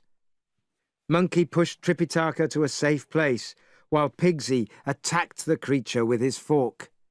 The creature fought hard, and the fight was a good one. Monkey was impatient to join in, and at last, with a wild scream, he leapt at the creature. As he brought his cudgel down on its head, it disappeared into the water. Pigsy was very angry. "Brother, who asked you to fight my fight? That creature was just getting tired, and I had almost finished him. You have spoilt everything." "I am sorry," laughed Monkey, "but I could not stand and watch. I've not used my cudgel for months, and I got so excited that I could not stop myself. I wanted to join the fun." So, hand in hand, they returned to Tripitaka. "It will be your turn next time," promised Pigsy. "Thank you, but I am really not at my best in water," said Monkey. "I'm happier in the clouds, and I have enough tricks on land. If you can make this creature leave the river, I will come and help you." Pigsy went into the river and discovered that he had not lost his water magic. He soon found the creature at the bottom of the river. "You ugly pig," the creature shouted. "Can you not see that I am not an ordinary creature? I am a god. One day, at a banquet in heaven, I accidentally broke the Jade Emperor's bowl. He was very angry, and I was sent down here to the River of Sands. When I am hungry, as I am now, I eat people. You would taste very good if I cut you up and put some sugar and salt on you." "You will not eat me. You can eat my fork." So again they started fighting, and they fought for 2 hours. After that, Pigsy pretended to be tired and ready to stop. When he left the water and climbed onto the land, the creature followed. "Come on," cried Pigsy. "With the hard earth under our feet, we will have a better fight than we did before." "I know what you are trying to do," said the creature. "You're trying to get me out of the river so your friend can help you. We will go back in the water and finish the fight there." The creature refused to move, so they fought on the water's edge. Monkey was watching from a distance. "Wait here," he said to Tripitaka, "while I try one of my tricks." Monkey leapt into the air and jumped straight down at the creature. But the creature saw him coming and ran back into the water. "He's probably not going to come out again," Monkey said. "This is difficult," said Pigsy. "What are we going to do?" "Let's go and see the master," said Monkey. They told Tripitaka, who started crying loudly. "We will never get across," he said sadly. "Don't worry," Monkey said. "It is true that we cannot get across yet. That creature is a terrible problem, but he is not going to stop us." "What are we going to do?" asked Pigsy. "Pigsy," said Monkey, "stay here with the master while I go to the Southern Ocean to find the goddess Kuan Yin. This search for the scriptures was her idea, and she must help us now." "You had better go now," said Tripitaka, "and get back here quickly." Leaping through the clouds, Monkey reached the Southern Ocean in no time at all. He found the goddess with the Dragon King's daughter. "Why are you not looking after your master?" she asked at once. "When we came to the River of Sands," said Monkey, "we found a creature that we cannot destroy. He is a very good fighter. My friend Pigsy tried hard to beat him, but he was not successful. This is why I have come to you." "Monkey, do you ever listen? It is the same story again and again. Why did you not say that you are with the priest of Tung?" "I suppose we were too busy trying to catch him," said Monkey. "I put him there. I intended him to help the master and his pilgrims," said Kuan Yin. You did not tell him that you were from China and looking for the scriptures, did you? That was your mistake. He is there to help you, you fool." "He's sitting at the bottom of the river and he is not happy," said Monkey. "How can I make him come out and help us? And how is Tripitaka going to get across the river?" Kuan Yin gave a red water bottle to her follower Hui Yen. She told him, "Go with Monkey to the river and shout 'Sandy.' The creature will come out at once. Take him to the master. Then put this red water bottle in the middle of the 9 heads that he wears around his neck. A ship will be sent from the gods. It will carry Tripitaka across the river of sands." Hui Yen went to the river and called, "Sandy! Sandy! Come out and meet the master and his pilgrims. They are looking for the scriptures, and they have been here for a long time." The creature came up at once. He bowed politely and asked, "Where are the pilgrims?" "They're sitting over there, on the eastern side," replied Hui Yen. "Well," said Sandy, looking at Pigsy, "that dirty creature never said a word about scriptures, and I fought with him for 2 whole days." Then, seeing Monkey, he cried, "Him too! I'm not going near them." "The first is Pigsy," said Hui Yen, "and the second is Monkey. They are both Tripitaka's followers, and both were made priests by Kuan Yin. You have nothing to fear. I myself will introduce you to the master." Sandy came out of the river, tidied himself, and went down on his knees in front of Tripitaka. He said, "I did not recognize you, master, so forgive me for being so impolite." "You rude creature," said Pigsy. "Why did you want to fight with us, instead of joining us from the beginning?" "Brother," laughed Monkey, "don't be angry with him, because it is all our fault. We never told him that we are going to get the scriptures." "Do you really want to be a priest in our religion?" asked Tripitaka. Sandy said that he did, so Monkey was asked to shave Sandy's head. Monkey took a knife, and soon Sandy had no hair left on his head. Sandy bowed many times in front of Tripitaka, but only once in front of Monkey and Pigsy. Tripitaka liked Sandy's new appearance, and he was very pleased with his new follower. "You'd better be quick and start your boat building," said Hui Yen. Taking the heads from his neck, Sandy laid them at the edge of the water in the shape of a magic square. He put Kuan Yin's water bottle in the middle. At once the heads and the bottle became a ship sent by the gods. Tripitaka came down to the water and walked onto the holy ship. Pigsy supported him on the left, Sandy on the right. Monkey behind him held on to the white horse, which followed as well as it could. They soon arrived perfectly safely at the other side.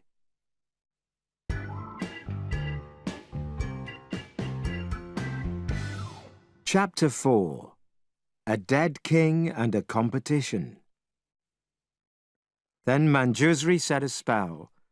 The magician returned to his tiger shape, and the god rode him away over the clouds. Tripitaka sat in the great hall of the wood temple, reciting the true scriptures. It was midnight, and he was tired. Soon he lay across his reading desk and slept. Although his eyes were closed, he seemed to know what was happening. He heard a voice outside the hall, whispering, "Master." Tripitaka lifted his head. In his dream, he saw a man who was wet from head to foot. When he looked more closely, he saw that the man was a king. The king told Tripitaka his story. 5 years ago, the rain stopped falling, the grass stopped growing, and all my people were dying of hunger. I prayed to the gods, but still the rivers were empty. But then a magician came, who could call the wind and the rain. I asked him to pray for rain, and he did. The rain came pouring down. For the next 2 years, I was very kind to this magician. Then in spring, when the two of us were walking by the great water hole in my palace, I suddenly saw a white light, and he pushed me into the hole. He covered the top of it, and then made a tree grow over it. Pity me. I have been dead for 3 years, and nobody knows. Tripitaka was white with fear, but at last he said, "Why did nobody look for you?" "Ah, with his great power, the magician transformed himself into a man who looked like me. Now he is the king of my people. But the night spirit blew me to you, and gave me hope with talk of a great monkey king who can kill demons with his cudgel." "But everybody in your country thinks that the magician is you. My follower would be attacked if he tried to help," said Tripitaka. "I have a son, the prince, who spends most of his time in the Palace of Golden Bells. He is not allowed to see his mother, the queen, because she might say something. He knows nothing about his true father, except that I had this piece of white jade." "But how can a poor priest like me get to the Palace of Golden Bells?" "Tomorrow my son will hunt with 3,000 followers, and when you give him the jade, he will know what to do. But now I must tell my queen everything in a dream." As he turned to go, the dead king hit his head on the floor, and Tripitaka woke up. "Followers!" he called. "Where are my followers?" "Now what?" said Pigsy. "I was happier with my old life, although the food was bad. Now I am woken up in the middle of the night to look after a priest." "I had a strange dream," said Tripitaka uncertainly. Monkey then came in and said, "Master, your dreams come from your waking thoughts, because you worry all the time. I think only of seeing Buddha in the west, and no dream comes near me." But Tripitaka made Monkey listen to the dead king's story. "Say no more," said Monkey. "This is work for me." "The king left this," said Tripitaka, remembering, and he gave Monkey the piece of jade. Dear Monkey. He pulled a hair from his tail, blew on it, and said a magic spell. When a beautiful small box appeared, he put the piece of jade in it. "In the early morning," he told Tripitaka, "read the scriptures in the great hall.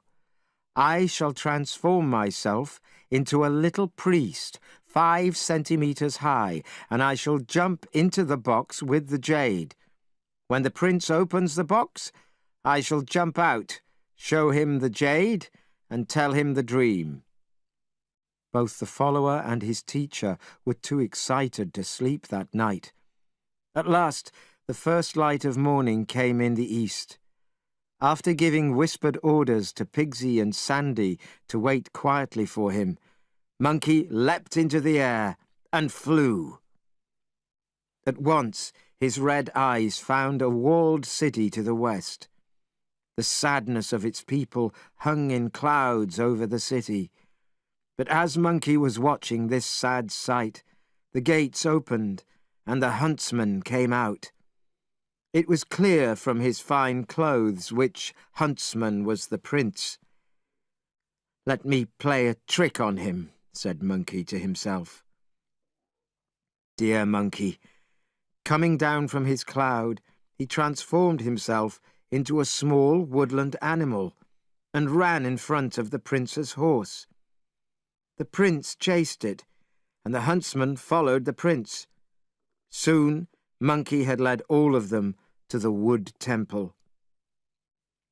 "Of course, I have known of this place," said the prince, "although I have never visited it. I will go in." As the prince and his followers went into the great hall, everybody welcomed him and bowed, except Tripitaka. The angry prince told his followers to take the priest and tie him up.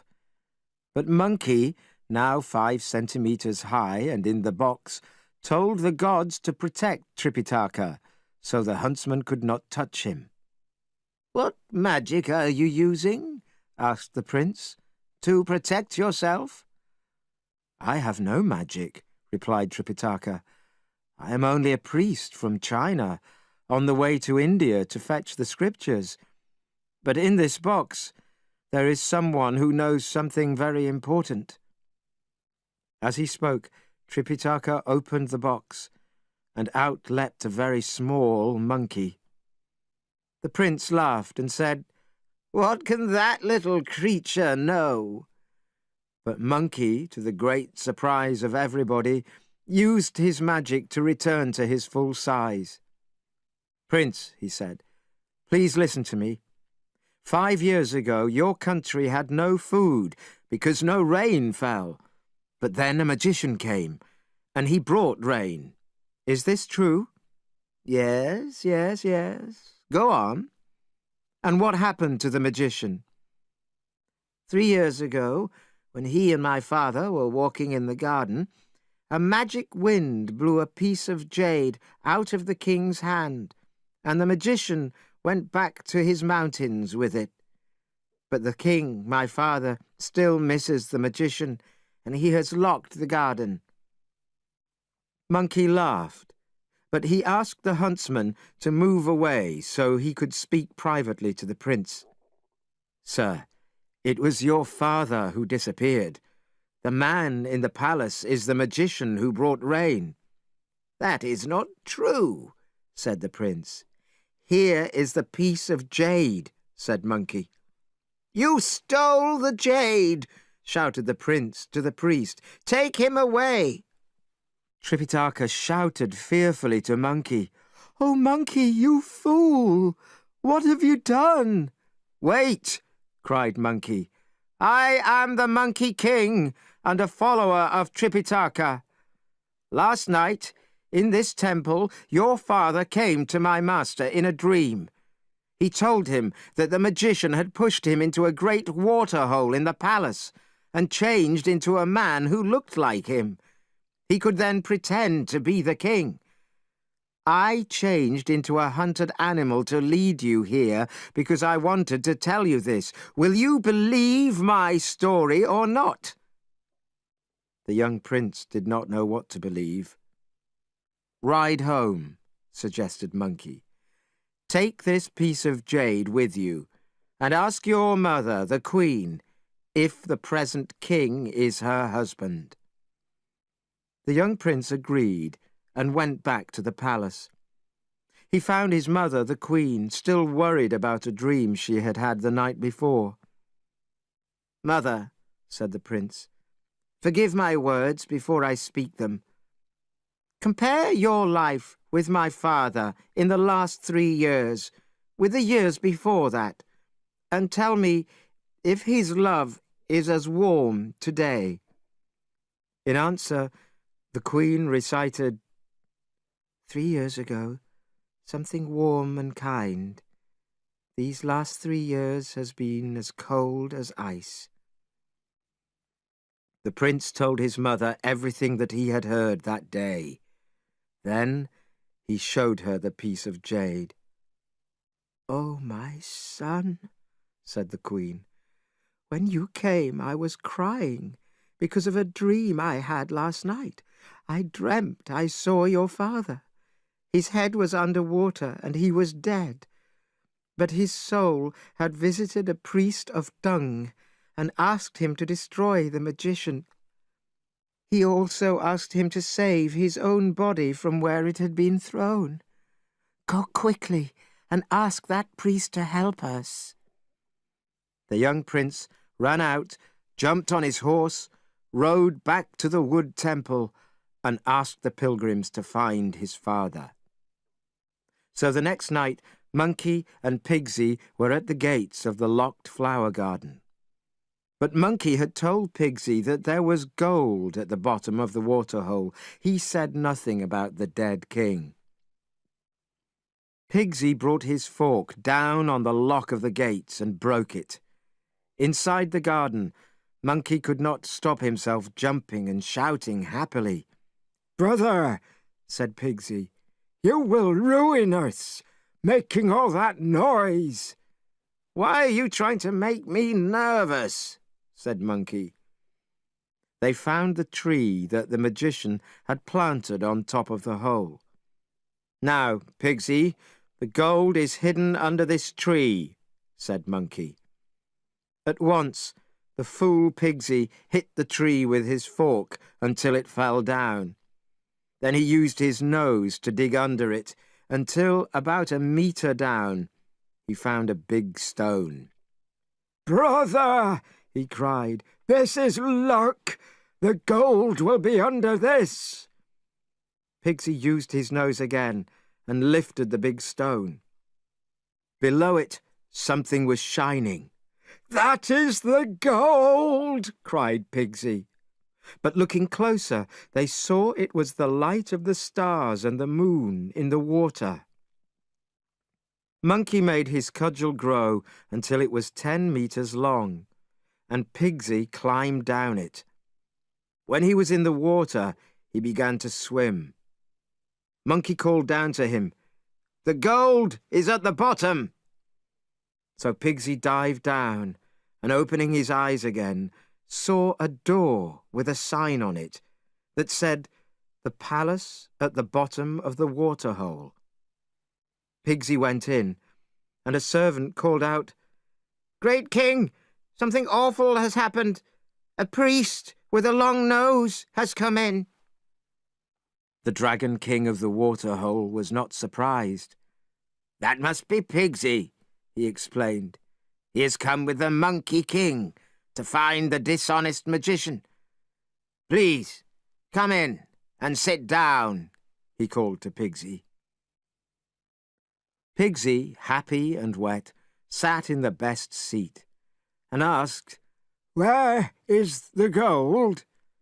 "I'm sorry," said the Dragon King, "but I live down here in this hole and never see the sky above. Where would I get gold from?" "Oh, please," said Pigsy. "I know it is here somewhere, so you had better bring it out." "I have one thing that is of value. You can look," said the Dragon King. He led Pigsy to the body of the dead king.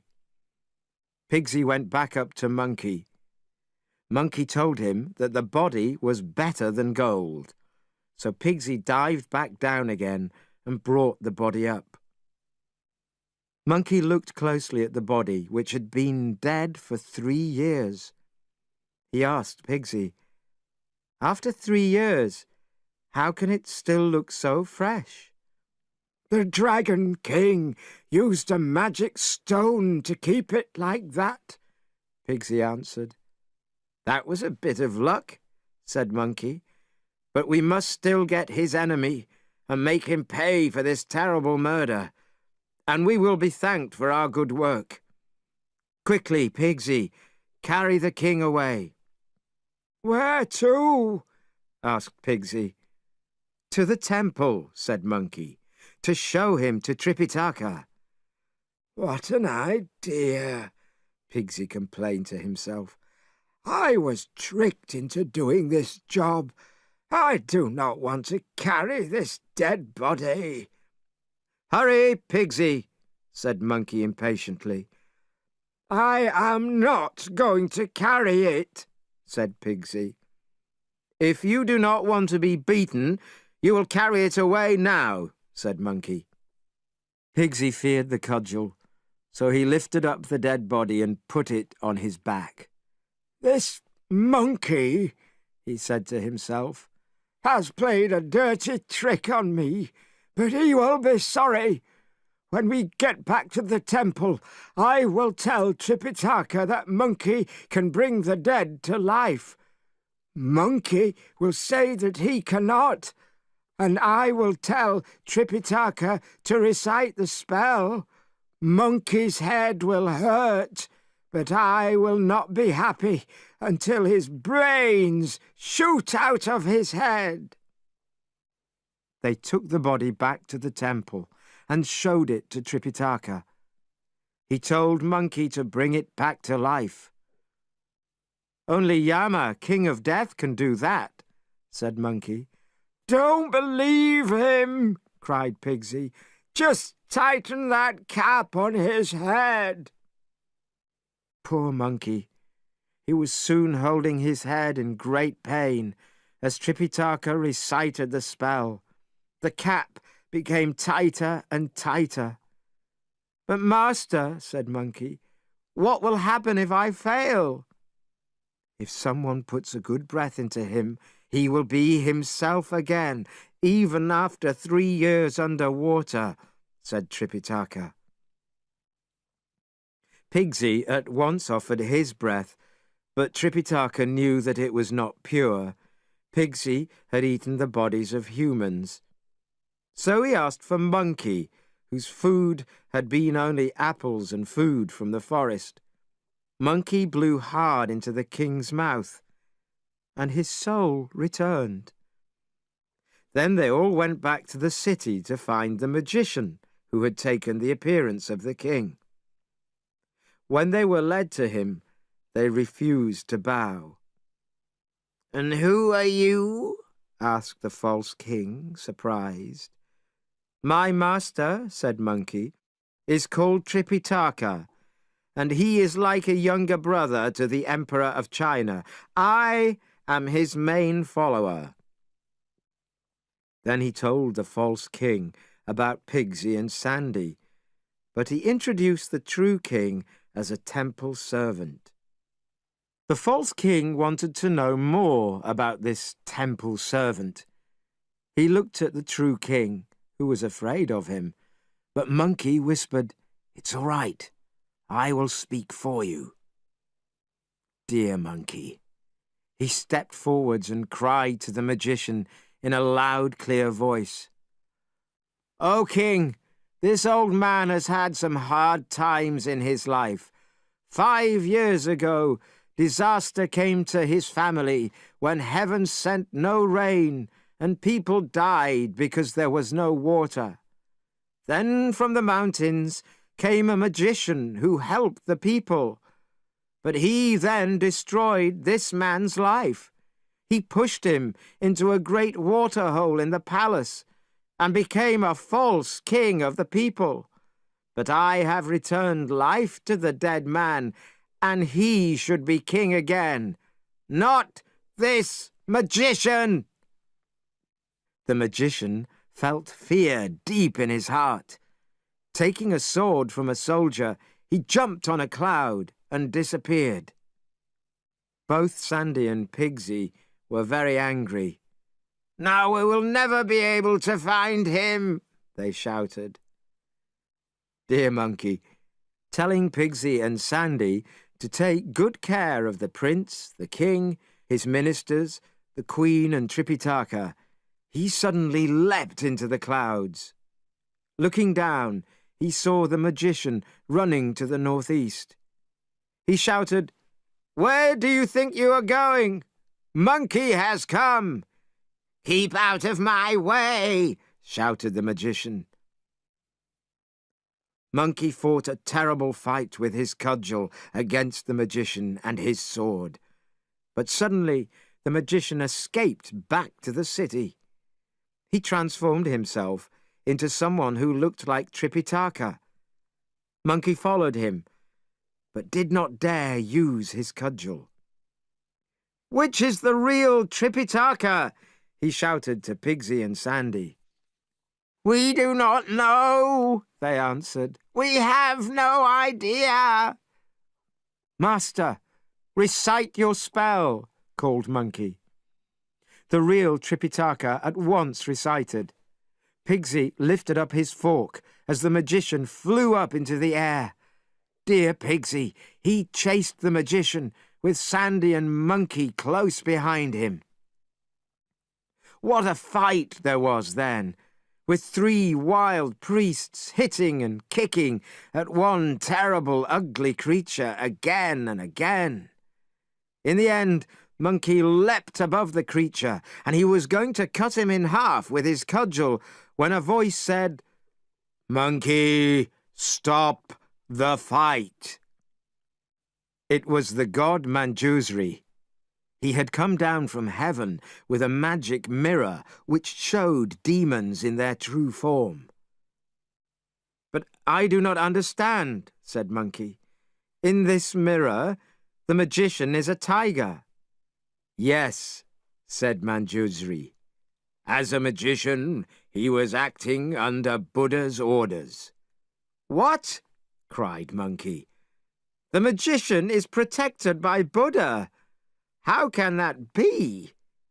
"Let me explain," said Manjusri. "In the beginning, the true king pleased Buddha so much that he sent me to fetch him to the western heaven. But I said something to the king that offended him. He told his soldiers to throw me into the river. Then Buddha sent this magician to throw the king into the waterhole for 3 years. But now, with your help, he has been forgiven." "Yes, but the people of the city?" asked Monkey. "Nothing has happened to them. During these 3 years, rain has fallen and there has been peace." "And the queen, who has slept with him as his wife?" "He has not been a husband to her," was the answer. "He is not a whole man." "Then take him away," said Monkey. "He can thank you for saving him." Manjusri said a spell. The magician returned to his tiger shape, and the god rode him away over the clouds. As the pilgrims travelled further on their journey to the west, they heard a noise that sounded like 1,000 voices. Dear Monkey, he leapt high into the clouds, looked down, and at a little distance he saw a hill outside a city. There a great crowd of Buddhist priests were carrying bricks and wood for building. They were hot and tired and crying out to the God of power to give them strength. "They're going to build a temple," thought Monkey. But suddenly the gates of the city opened, and 2 Taoist priests came out. Monkey saw at once that the Buddhists were afraid of them. He thought, "This must be the city I have heard about. The religion of Buddha has been destroyed here." Monkey transformed himself into a Taoist magician, walked towards the 2 young Taoist priests, and bowed low. "Can a poor Taoist find food in this city?" "Oh, yes," said the priests. "Even the king is pleased to give food to Taoists. 20 years ago, there was not enough food in this place, and it was saved by 3 Taoist immortals who came out of the sky. They can bring wind or rain or turn stones into gold." Your king is lucky to have these immortals here. I would like to meet him. "That is no problem," said the priests. "But first, we must count those Buddhists and check that they are working well." But they are priests like us. We should not make them work. "Well, when we had no food, the Buddhists prayed to Buddha with no success at all. We Taoists prayed to our gods, and we were successful. So they are not really priests, and we should really destroy their temples. But now they work for us as builders and cleaners." "Then I cannot meet your masters," Monkey said, "because I am looking for an uncle who became a Buddhist priest." "That is no problem," they replied. "Take our list and check while we wait here. See if your uncle is among our priests." As Monkey walked towards the priests with the list, they all went down on their knees in front of him. "Please don't harm us, Father," they said. "We have all worked hard, and we have never been ill or missed work." Monkey told them to get up. He said that they did not need to fear him. He was only looking for his uncle. Hearing this, they all crowded near him. "Which of us do you want?" they asked. Monkey laughed. "You are priests," he said. "Why do you work as servants instead of reading the scriptures?" "Oh, don't laugh at us," cried the priests. "Our king has chosen other masters, and we do what they tell us. The three immortals are very powerful and can perform a lot of magic. Now they are using magic to keep the king young. That is why he obeys them." "Why do you not run away?" asked Monkey. "There are pictures of us in every part of the country, and there are police everywhere. Many of us have taken our own lives, but the spirits tell us that one day a pilgrim will come, and with him is a follower called the Monkey King. He will use his great powers to right wrongs, and he will free us." Monkey went back to the two Taoist priests. They asked him if he had found his relative. "They are all relatives of mine," replied Monkey. 200 on my father's side and 300 on my mother's. I would like you to free them." "We cannot do that," said the priests. "1 or 2 of them can stop work if they are ill, but all of them? Impossible! You must be mad." "Really?" said Monkey, and taking his cudgel, he killed them where they stood. The Buddhists came running. "Oh, what have you done?" they said. "The people will say that we killed the priests. You must come to the king at once and explain that you are responsible." "I am not what you think I am," said Monkey. "I am the one who has come to free you." "But you are a murderer," said the Buddhist priests. "The spirits described the one who will free us. He has a flat head, bright red eyes, a hairy face, and no chin." Monkey transformed himself back from a Taoist priest into himself, and the Buddhists bowed in front of him. "Now, go away from here," cried Monkey. "But first, I shall give you some protecting magic." Dear Monkey. He pulled out a handful of his hairs, bit them into pieces, and gave a small piece to each of the Buddhists. "Put this behind your ear. If you are in any danger, press your ear and call out, 'Monkey King!' I will come at once to help you, even if I am thousands of kilometers away."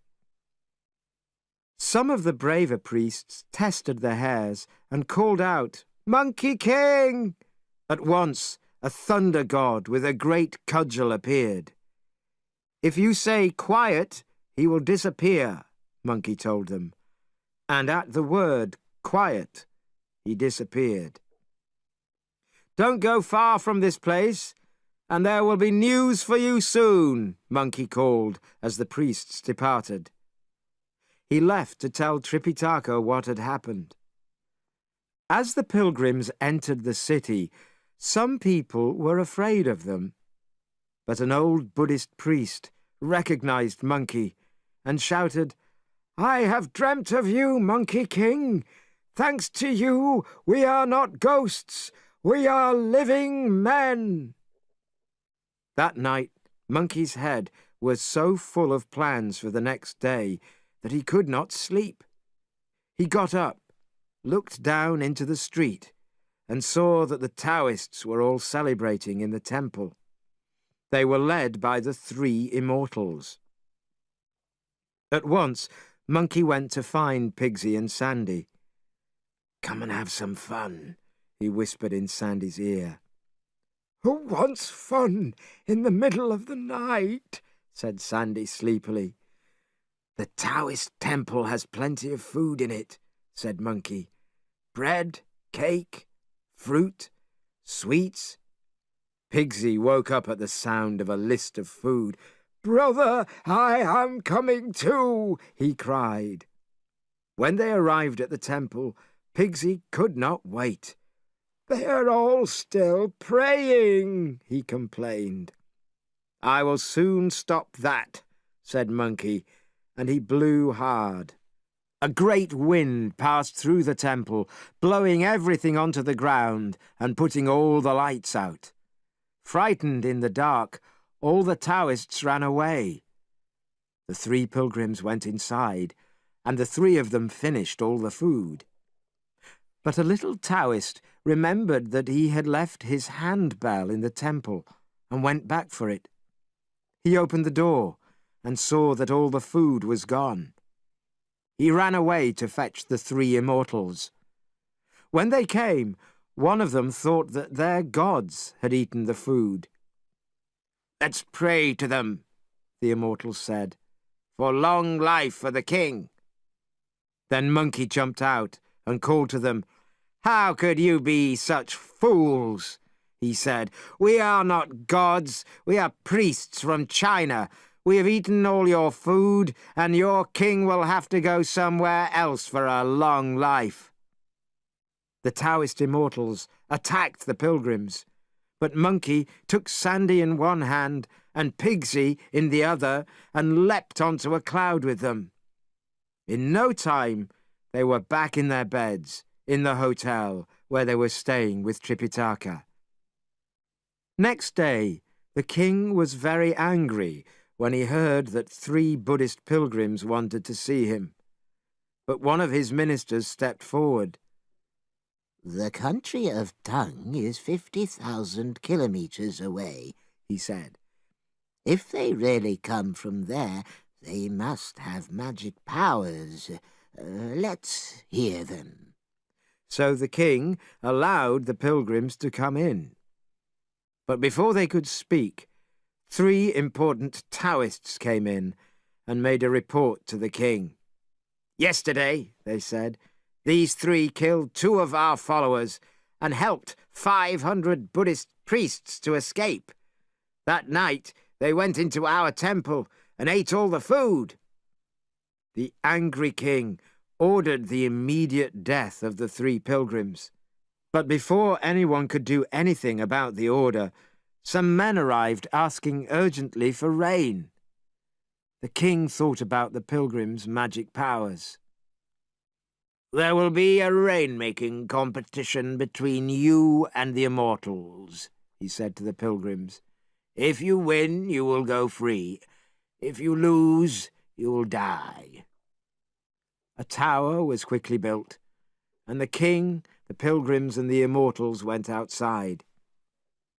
"You must say what you are going to pray for," said Monkey to an immortal.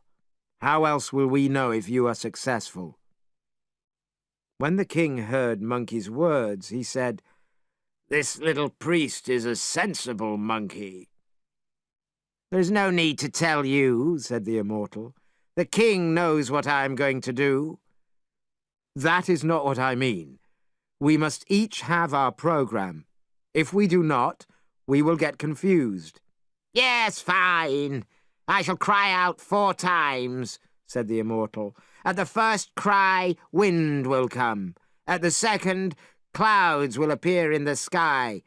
At the third, you will hear thunder. At the 4th, rain will fall. but I shall cry out once more, and the rain will stop." "Please begin," said Monkey. "This will be very entertaining for us." The tower was 10 meters high. On each side there were the 28 flags of the great house of the moon. There was a long table with burners on it, which gave a sweet-smelling smoke. There was a metal plate with the name of the Thunder Spirit written on it next to each burner. At the foot of the table there were 5 great bowls of clear water with flowers in them. Behind the tower were some Taoists writing down religious teachings. The immortal went to the tower and climbed to the top. With his sword in his hand, he recited spells, and a strong wind was heard and felt in the air above. "That is bad," whispered Pigsy. "He is winning." "Quiet, brother," whispered Monkey, "and leave it to me." Dear Monkey, he leapt into the air and cried, "Who is in charge of the wind?" At once the old woman of the wind appeared. "I am protecting Tripitaka on his way to India," said Monkey. "We are having a rain-making competition with the immortals here. Why are you helping them instead of us? Stop that wind!" cried Monkey. And immediately the wind stopped. The immortal now hit the tower hard, and the sky filled with clouds. "Who is in charge of the clouds?" cried Monkey, and the cloud boy appeared in front of him. "Stop the clouds!" he commanded, and again the sky became clear. The immortal loosened his hair, and then knocked again on the tower. The thunder god and the mother of lightning appeared in the sky, but they bowed towards Monkey. "The Jade Emperor in heaven," they said, "ordered us to make a storm." "You are allowed to do that," said Monkey, "but not yet." As there was no thunder and no lightning, the immortal was confused as well as angry. "Listen well," said Monkey up in the sky. "Here are my orders. When I point my cudgel upwards once, you will give me wind. Twice, and you will give me clouds. 3 times, thunder and lightning. And 4 times, rain. And when I point it a 5th time, you will stop the storm." The immortal sadly left the tower and went to speak to the king. "I have been watching," said the king. "You have not produced either wind or rain. What is wrong?" "The rain dragons are not at home today," said the immortal. "Don't believe him," cried Monkey. "They are all at home. That immortal has no real power over them. We, the followers of Buddha, will soon put them to work. You will see." "Go to the tower," said the king to Monkey. "I will wait here and see if there is any rain." "I need your help too," said Monkey to Tripitaka. "Go quietly to the tower and start reciting your scriptures." "My dear friend," said Tripitaka, "I do not know anything about making rain." "Don't let him pull you into this," whispered Pigsy to Tripitaka. "He will blame you if no rain comes." "It is true that you do not know how to make rain," said Monkey to Tripitaka. "But you know how to recite the scriptures. If you do that, I will do the rest." Tripitaka went up the tower, sat down, and began silently reciting. Then Monkey took his cudgel from behind his ear and made it bigger until it was nearly 1 meter long. He pointed it towards the sky. The old woman of the wind brought out her bag, and when she opened it, a great wind rushed out of it. It blew through the city, lifting stones and rocks high into the air. Monkey pointed again, and a black cloud covered the sky, so the people of the city could not even see their palace. He pointed again, and loud thunder shook the earth. When he pointed a fourth time, rain fell down until it seemed that the yellow river had fallen out of the sky. In seconds, the whole city was under water.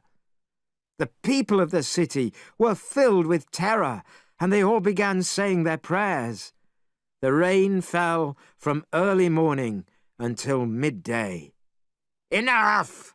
cried the king. "Stop the rain, or nothing will grow this year." Monkey at once pointed a fifth time with his cudgel, and the storm stopped. There was not even a cloud in the sky. "Wonderful priests!" cried the happy king. "So it is true. There is always a stronger magic than the strongest. In the past, we have seen our immortals bring rain successfully, but even they could not stop it suddenly. Light rain always continued for the rest of the day, but these priests stopped the rain completely." The immortal began making excuses. "You said that the rain dragons were not at home," the king said, "and that made it impossible to get rain. But look, the Buddhists, in their quiet way, made the rain fall. They were successful, not you." Again, the immortal tried to change the king's mind, but Monkey jumped in front of him and spoke to the king. "Sir, the dragon kings made the wind, the clouds, and the rain. They are still in the sky. So would you like to see them?" "Of course," cried the king. "I have been king for a long time, but I have never seen a dragon. I will reward anyone who can show me one. But if you do not produce a dragon, you will be punished." The Taoists knew quite well that this was beyond their powers. They tried, but no dragon answered their call. Then it was Monkey's turn. "Are you there?" Monkey called up into the sky. "Let's have a look at you and your brothers." When the 4 dragon kings immediately appeared through the clouds, the king began to burn sweet-smelling sticks. His ministers went down on their knees in front of them. "I feel ashamed," said the king. "I have troubled them for no reason. Tell them that I do not want to trouble them any more. I will find an opportunity to repay them soon with offerings."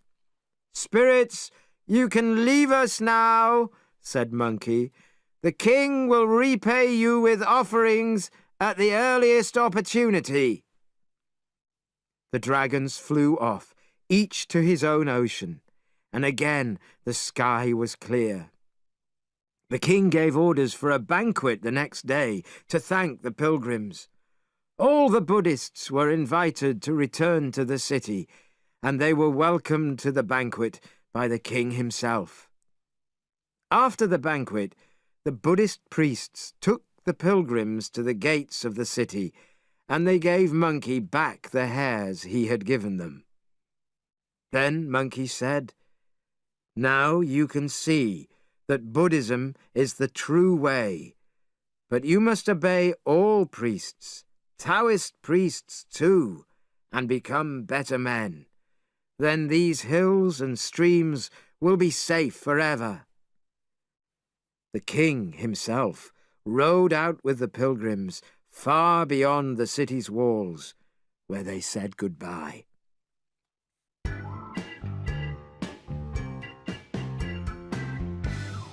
Chapter 5. The River to Heaven.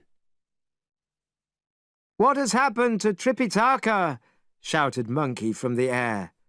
"There is no Tripitaka now," Pigsy shouted back. They travelled without stopping for many days. Then Tripitaka stopped his horse and said to Monkey, "Follower, when and where are we going to rest?" "Comfort," answered Monkey, "is for ordinary people, so pilgrims cannot expect it. By day or by night, in wet or dry weather, if there is a road to travel, we must continue."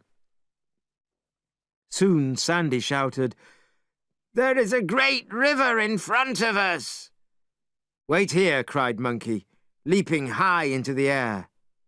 Soon he was back. "I cannot see land on the other side," he said, "but I thought I saw a fisherman.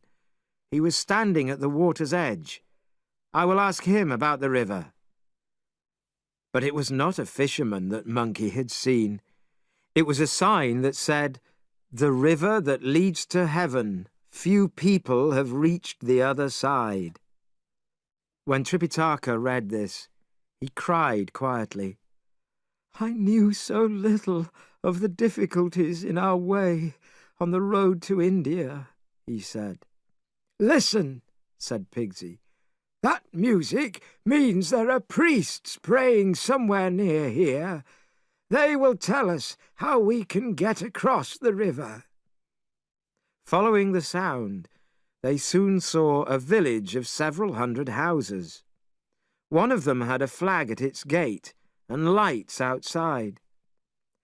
"I shall go in first," said Tripitaka, "because you three look a little strange, and I do not want people to be frightened."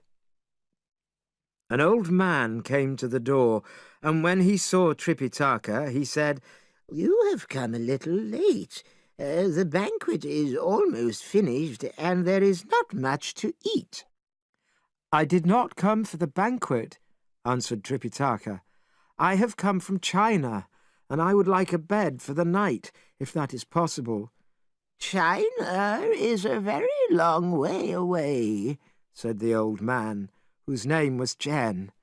"How do I know that your words are true?"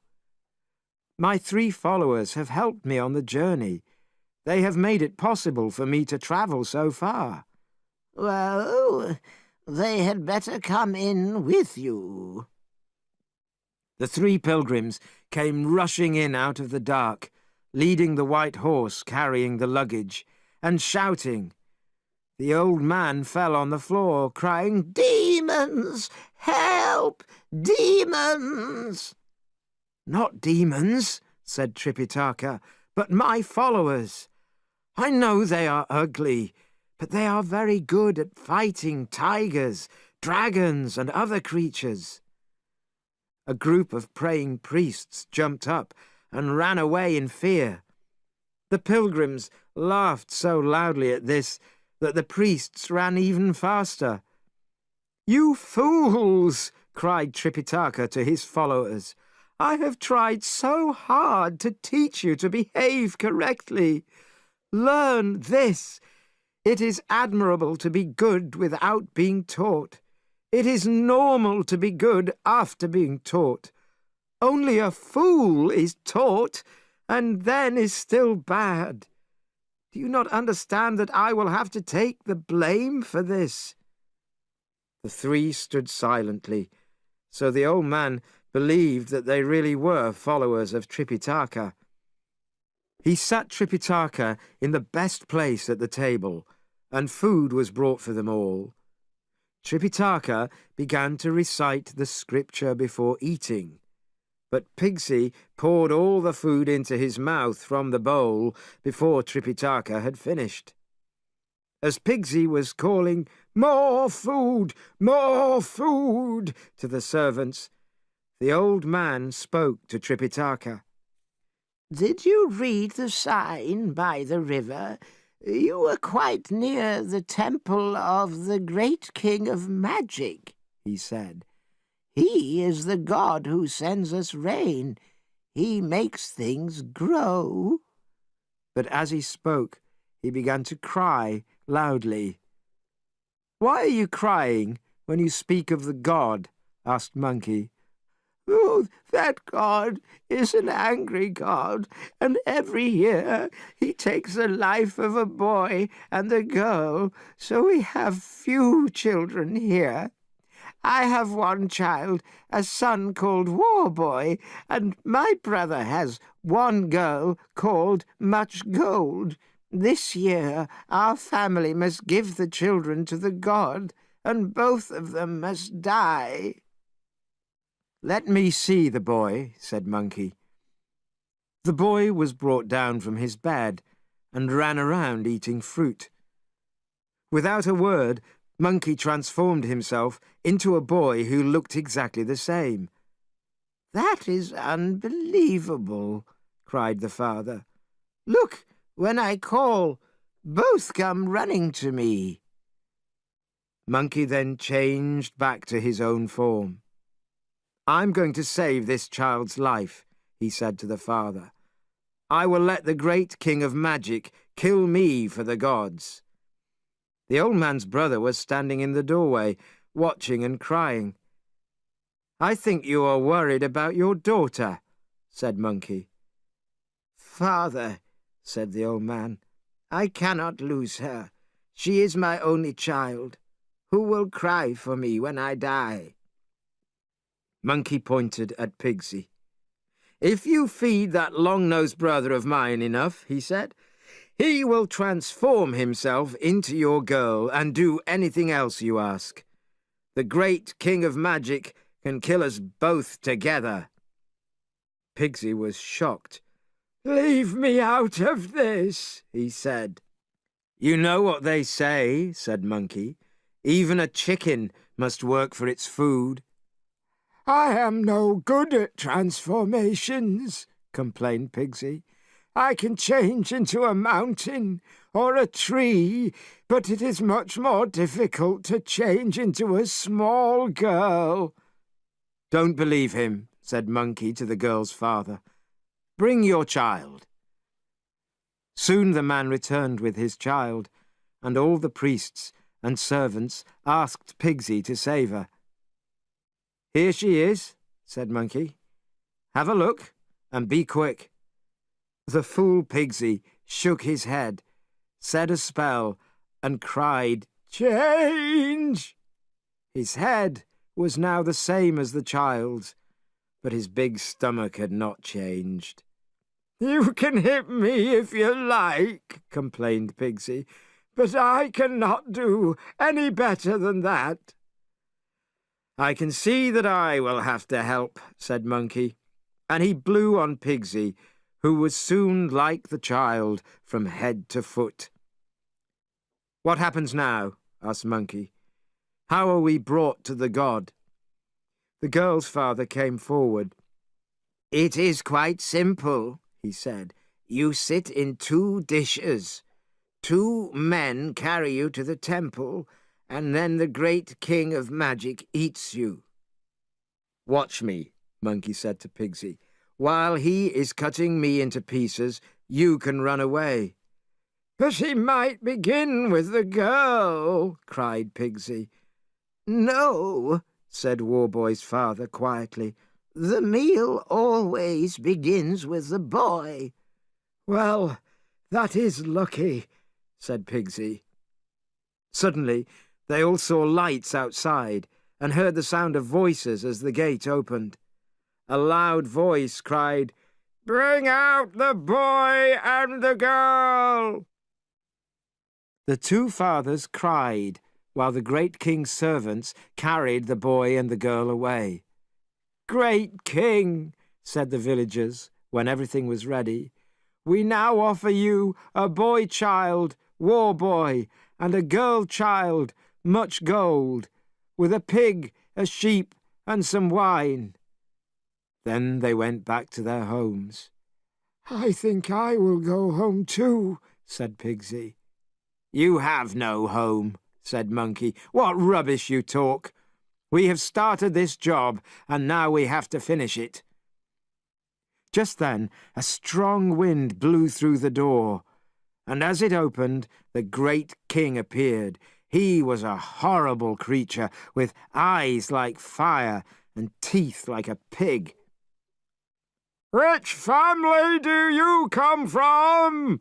asked the great king. "The family of Chen," answered Monkey. The king did not understand why the boy was so brave. Usually the children were too frightened to talk before they were killed. "You understand that I am now going to eat you?" "Do it," said Monkey. "You are too brave," said the great king. "This time I shall begin with the girl." "No, no," said Pigsy. "It is never a good idea to change an old custom. Do what you usually do. That is always best." The fool leapt off his dish, changed back into Pigsy, took his fork, and hit the great king. Then he and Monkey leapt into the air, just as the great king changed into a wind and disappeared into the river. "Oh, let him go now," said Monkey. "We will finish him tomorrow and get our master across the river." So they returned to Chen's farm, where they were soon asleep in the best room in the house. But under the river, the great king was unhappy. He told his fish servants what had happened. He told them about Tripitaka, who was like a god. If somebody ate him, they would never die. The great king's fish sister made a suggestion. "Start a cold wind and a great fall of snow, so the river freezes. Then some of us will change into human form and walk across it, carrying luggage. Tripitaka is in such a hurry to get to India that he will walk across it too.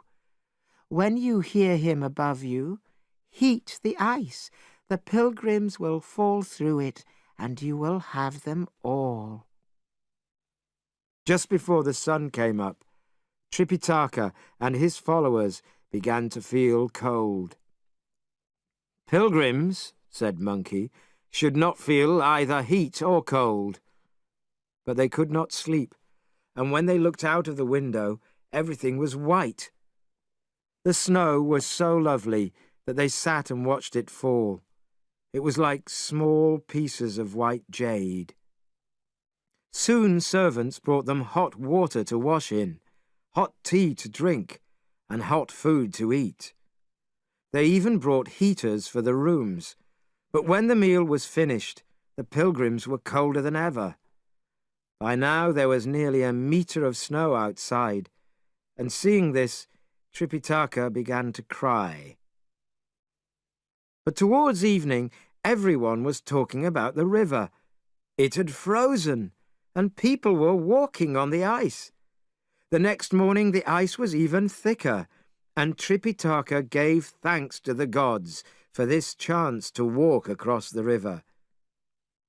"Master," said Sandy, "should we not wait until the ice goes away? Then we can go across the river in Mr. Chen's boat." "But if we wait until the spring," said Tripitaka, "we will lose half a year's travelling. I promised the goddess Kuan Yin that the journey would take 3 years. Already 7 have passed." He ordered Pigsy to put the luggage on the horse, and they left. When they had gone 15 or 20 kilometres across the ice, Pigsy showed Tripitaka how to carry his stick across his body. "Ice often has holes in it," he explained. "If you put your foot in a hole, you will go down into the water. It will close above you, and you will never get out again. Carry your stick across your body, and you will feel safer." Monkey looked disbelieving, but they all did as Pigsy had said. They rode all night until the sun began to come up. Then they stopped to eat some food from their luggage, and then continued towards the west. But after some time, the ice began to break, and the white horse almost fell. They continued walking, not knowing that the great king and his fish followers were waiting below. Suddenly, a great hole opened in the ice. Monkey at once leapt high into the air, but the white horse and all the others fell through it. The great king took Tripitaka and carried him down to the great palace under the water. "Where is my fish sister?" said the great king. "Come, fetch the sharp knives. Let's eat Tripitaka and live forever." "Great king," answered the fish sister, "let's wait for a couple of days until we can be sure that his followers cannot spoil our fun." The king agreed, and Tripitaka was put in a great stone box at the back of the palace. At the same time, Pigsy and Sandy had managed to get the luggage out of the water and put it onto the horse's back. They started swimming back the way they had come. "What has happened to Tripitaka?" shouted Monkey from the air. "There is no Tripitaka now," Pigsy shouted back. "We are going back to Chen's farm." CD4. Mr. Chen cried uncontrollably when he heard what had happened to Tripitaka. "Don't worry," said Monkey. "I think the master will live for a long time. Let's dry our clothes, and then we will go back and finish that creature." Back at the river, Monkey asked Pigsy to carry him down, while Sandy swam behind them. And at the bottom of the river they found a gate with the sign Turtle House written on it. Monkey whispered, "You two hide at each side of the door." Then he changed himself into a fish and swam inside. The great king and his fish followers were talking about eating Tripitaka, but Monkey could not see his master. Then he heard Tripitaka crying inside a stone box. "Don't worry," said Monkey. "We will soon get you out." "Be quick! Oh, be quick!" cried Tripitaka from inside his box. "I'm going now," said Monkey, "but I shall return." And soon he and Pigsy and Sandy were back at the riverbank. "I'm not at my best in the water, so it is not a good plan for me to go down again and fight the great king," said Monkey. "I shall go to the goddess of the Southern Ocean for help. I shall not waste a minute." Dear Monkey, he shot up in the air on a magic light, leapt on a cloud and found Kuan Yin. She was expecting him, but had not finished getting dressed. "Let's leave now," she said when she saw Monkey. "We will go and save Tripitaka." Monkey went down on his knees in front of her. "Do you not want to finish dressing first?" he asked. "It is too much trouble," she answered. "I am going like this." She left on her cloud, followed by Monkey.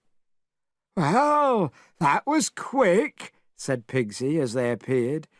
"You did well to get a goddess to come immediately before she had even finished combing her hair."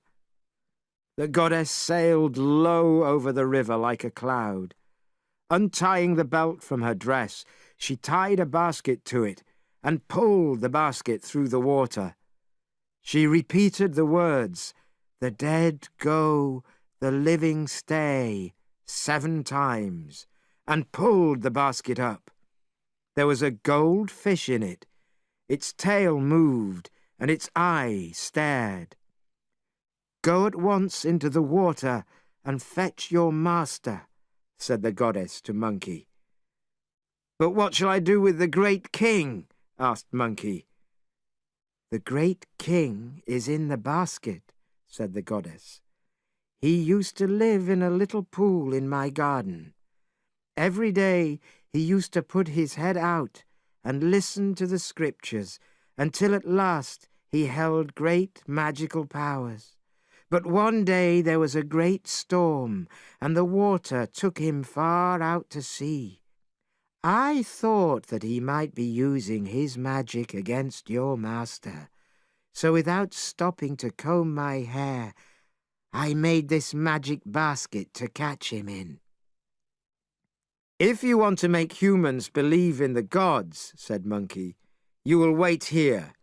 I will call the people of the village to hear this story and look at your golden face." So men and women, young and old, were soon hurrying to the river to go down on their knees in front of the goddess.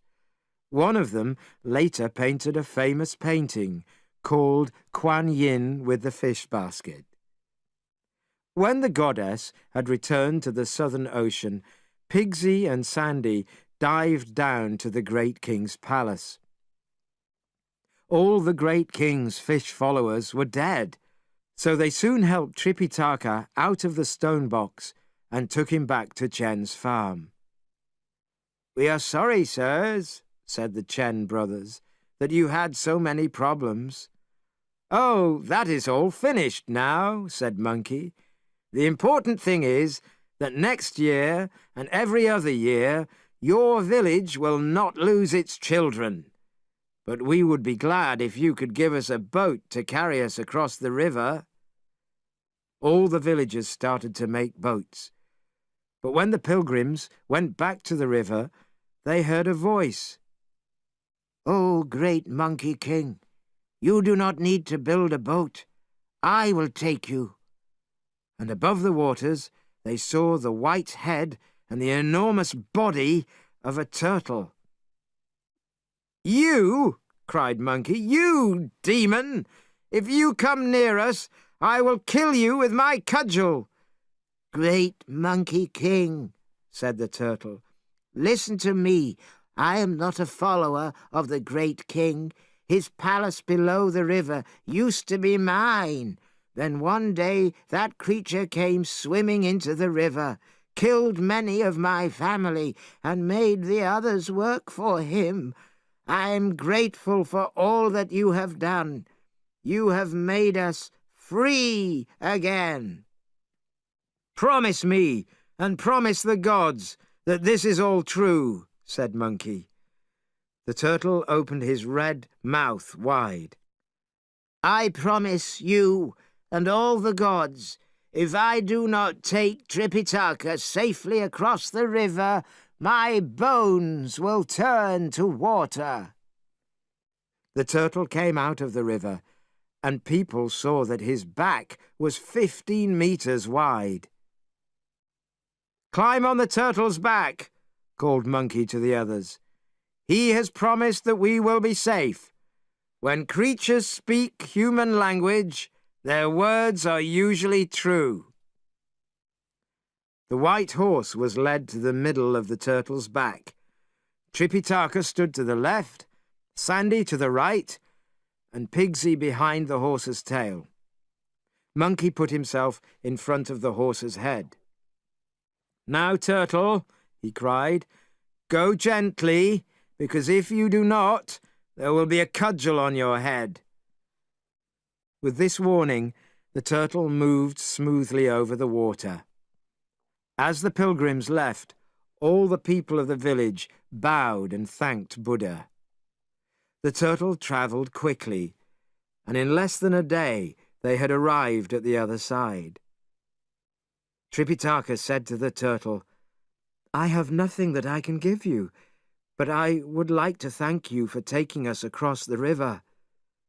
"Master," replied the turtle, "there is something you could do for me.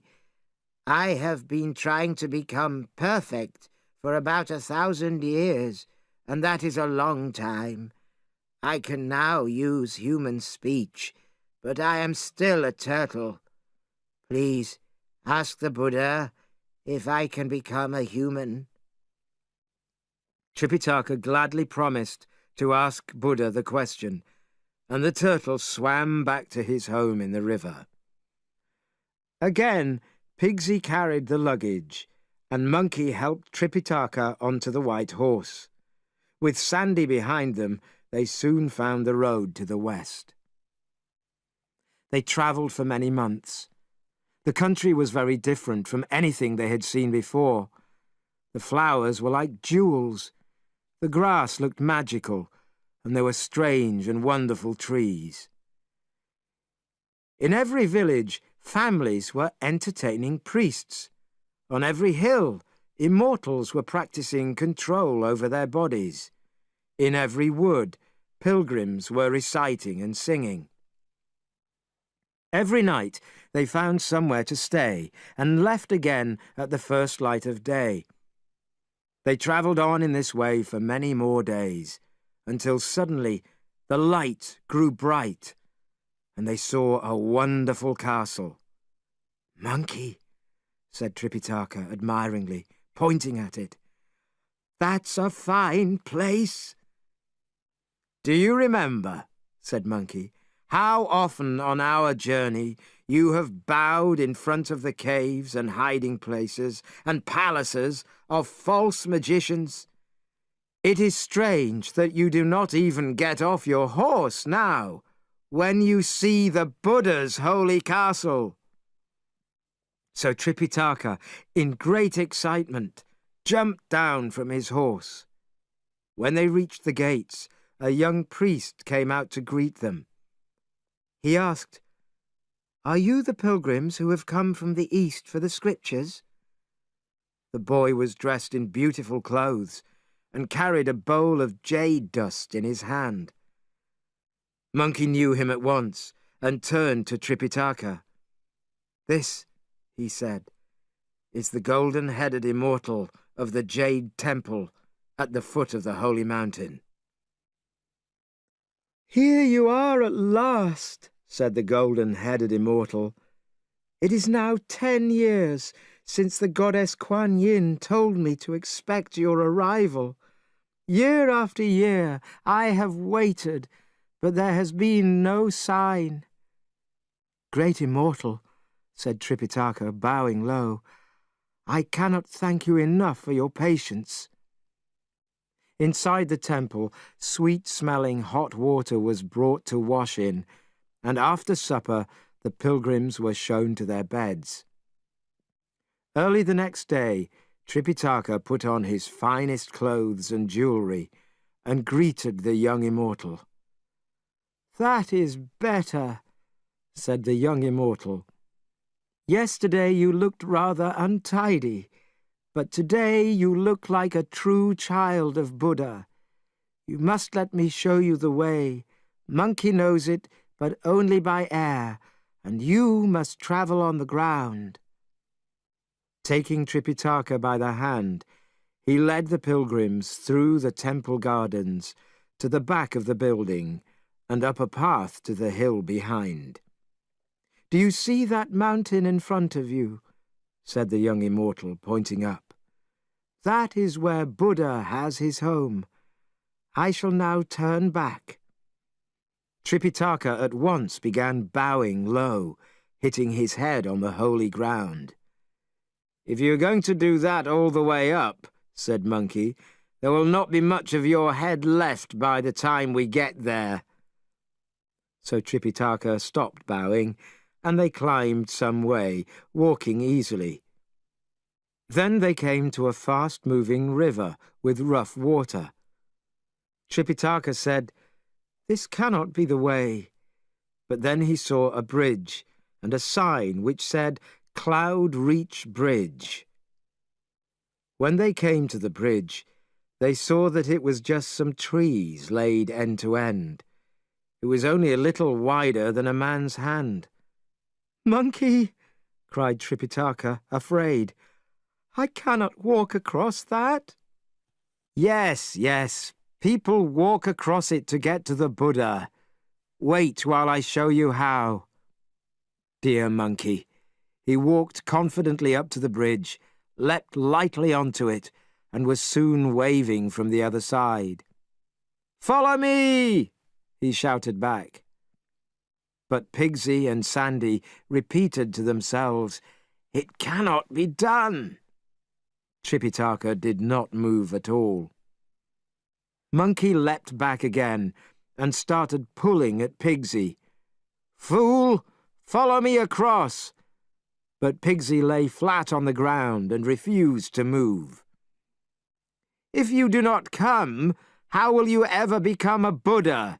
said Monkey. "Buddha or no Buddha," answered Pigsy, "I will not go on that bridge." As they all started arguing, a boatman appeared with a boat. He was shouting, "Who wants to cross the river?" But when the boat came nearer, they saw that it had no bottom. Monkey, with his sharp eyesight, had recognized the boatman as the bringer of souls, but he did not tell the others. "How can you take people across a river in a bottomless boat?" asked Tripitaka. "Many pilgrims ask me that," he answered, "but since the beginning of time I have carried too many souls to count." "Get in the boat, master," said Monkey. "You'll find that it will carry you quite easily and pleasantly." But Tripitaka still did not get in, so Monkey pushed him into the boat, and Tripitaka immediately fell out into the water. The boatman caught him and pulled him in again. He sat there, unhappily squeezing the water out of his clothes and complaining to Monkey, who had more important things to think about. Monkey put Pigsy, Sandy, and the white horse on the side of the boat with Tripitaka. The boat left, and the boatman had taken them some way down the river when they saw a body in the water. Tripitaka looked very frightened. Monkey laughed. "Don't be frightened, master," he said. "That is you." And Pigsy cried, "It is you! It is you!" The boatman said the same words to Tripitaka, adding, "There you go! Congratulations!" Safe on the other side of the river, Tripitaka stepped out of the boat. His earthly body was gone now, gone into the river, and all the foolishness of his early years was washed away. He now had the highest wisdom, the wisdom of the far side of the river, and there is no end to that wisdom. Before they could thank him, the boatman and his boat had disappeared, and now Monkey explained who the boatman was. Tripitaka began thanking his followers for all they had done for him, but Monkey interrupted. "We should all give thanks to each other," he said. "This journey was too difficult for one man alone, and without all of us, the master could not lose his human body." With a strange feeling of lightness and great happiness, they went up the holy mountain. Near the top, immortals greeted the pilgrims, and then they were met by the keeper of metal, wood, water, fire, and earth. "So you are here at last, great priest," he smiled. "Your follower, Swansung, the priest Tripitaka, has finally arrived," said Tripitaka, bowing. The great Buddha was very pleased at the news, and ordered all the gods to come to him. Then his command was shouted for everyone to hear. "The priest of Tongue must be brought in." Tripitaka, Monkey, Pigsy, and Sandy all went in, followed by the white horse and the luggage. In the great hall, they first lay flat in front of Buddha, then bowed to the right and to the left. Then Tripitaka said, "The follower of Buddha, Swansung, has come by order of the Emperor of the great land of Tung to fetch the true scriptures. They will save all the people of the world. I ask the great Buddha for these scriptures, and also to allow me a quick return to my own country." Then the great Buddha said these words, "In all your great eastern land there is killing and lying. There are bad thoughts and bad actions, but I have 3 baskets of scriptures that can save the people. One contains the law, which tells of heaven. One contains the lessons, which tell of earth. One contains the scriptures, which save the dead. They are written in 15,144 books. They are the path to perfection, the gate that leads to true good. In them you can learn everything about men, birds, animals, flowers, trees, stars, and earth. I would like to give them all to you, but the people of China are too foolish to understand them. So, a few books from each basket will be given to these priests to take back to the east. The pilgrims were taken to a lower room and shown the books from each basket. Then they were given food of a beauty and taste that was unknown on earth.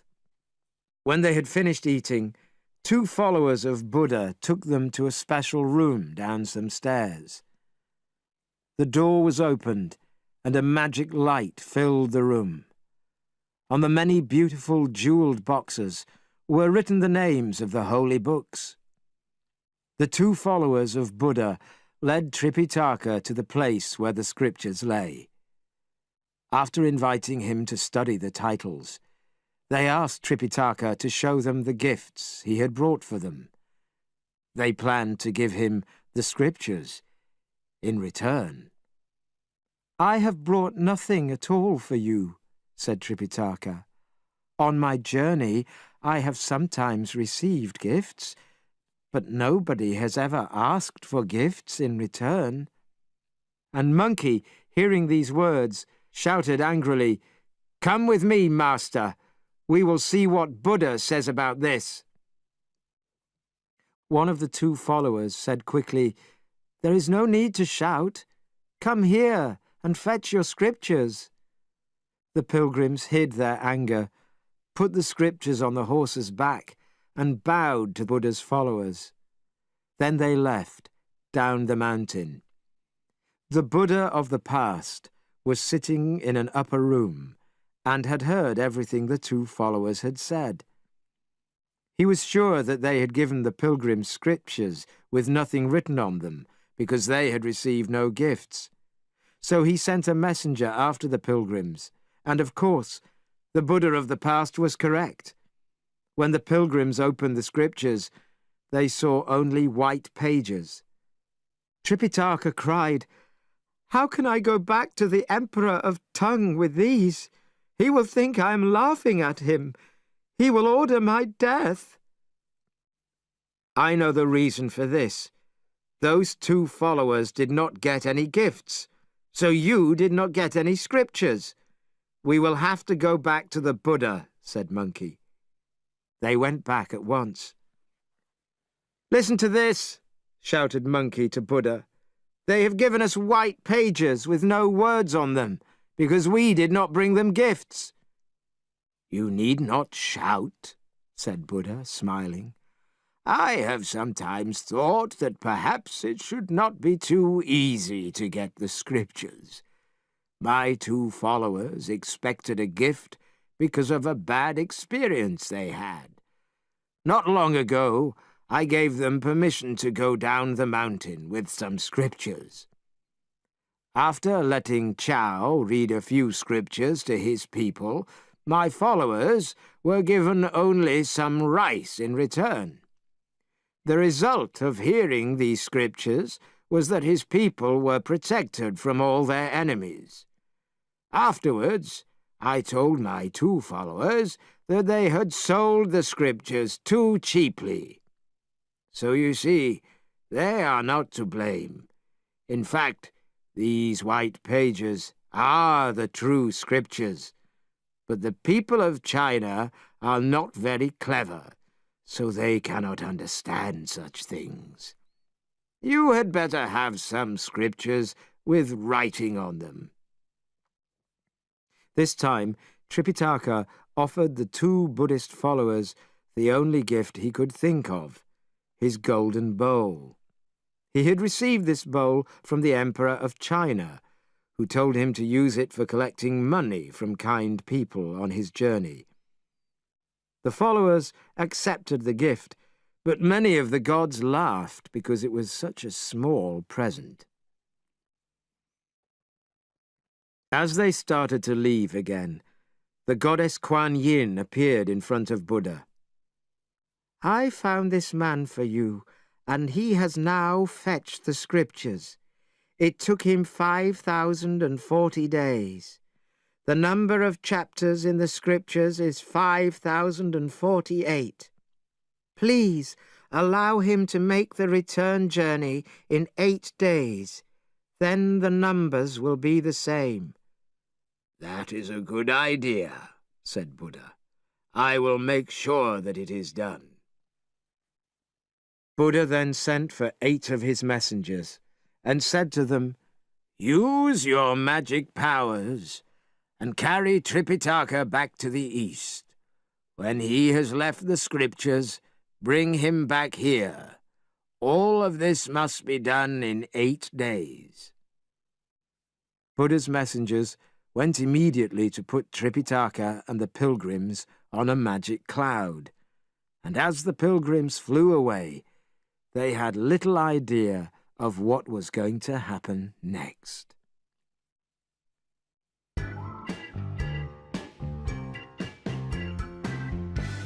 Chapter 6. The End of the Journey. "Hey," said Pigsy, "you have just made the others Buddhas. Why am I not a Buddha too?" Many protectors had watched over Tripitaka and his followers on their frightening but wonderful journey to the west. Now the protectors appeared to Kuan Yin.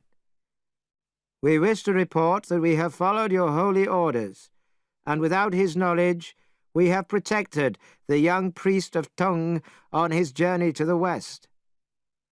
"I would like to know," said the goddess, "how the pilgrims behaved on their journey." "They were brave, they never gave up, and they never forgot the importance of their work. They had many problems along the way, too many to tell, but we have a record of the most difficult fights." The protectors then read to the goddess Kuan Yin a list of all the fights that the pilgrims had fought. They had fought on their journey against animals, humans, and spirits. Kuan Yin read the list slowly and carefully. "Tripitaka falls into a hole and is attacked by a tiger, but is saved by his follower Monkey." She finished with Tripitaka losing his human body when he stepped into the bottomless boat. "In our religion, 9 times 9 is a very important number. You have listed 80 fights," said the goddess. "That is 1 short of the holy number of 81. There has to be 1 more fight, so please arrange it." When the goddess had spoken, the protectors immediately stopped the magic wind that was carrying the pilgrims through space. Suddenly, and without any warning, the horse, the scriptures, the master, Monkey, Sandy, and Pigsy all fell down to earth. Tripitaka looked very surprised to find himself standing on the ground instead of flying through the air. Pigsy laughed and laughed. "Well, you never know what is going to happen next, do you?" he said. "One minute we are rushing at great speed. The next minute we have both feet on the ground." Sandy said, "I think that it was very thoughtful of them. They probably thought we would like a rest." "Well," said Monkey, "if you sit without moving for 10 days, then surely you will speed down 9 waterfalls in 1 day." "That is enough rubbish," said Tripitaka. "Will you please try to find out where we are?" I know, said Sandy, looking around. Listen to that sound of water. "It makes Sandy feel at home," said Monkey. "It must be," Pigsy started to say, but Sandy interrupted him. It is the river that leads to heaven, and this is the western river bank, Sandy said. "I recognize it now," said Tripitaka. "On the other side is Mr. Chen's farm, where you saved the boy and the girl from the great king. They were very grateful to us and wanted to build a boat for us. In the end, the turtle carried us across. I remember that on this side there are no houses at all. How are we going to manage this time?" "A trick like this from humans is to be expected," said Pigsy, "but not from Buddha's own followers. Buddha told them to take us straight back to China. What do they mean by dropping us in the middle of the journey? They have left us in a difficult situation." I do not know what you two are complaining about, said Sandy. The master is not a common mortal now. We saw his earthly body go past down the Cloud River.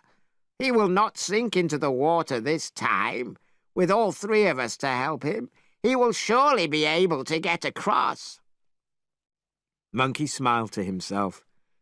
"It is not going to be as easy as that," he said.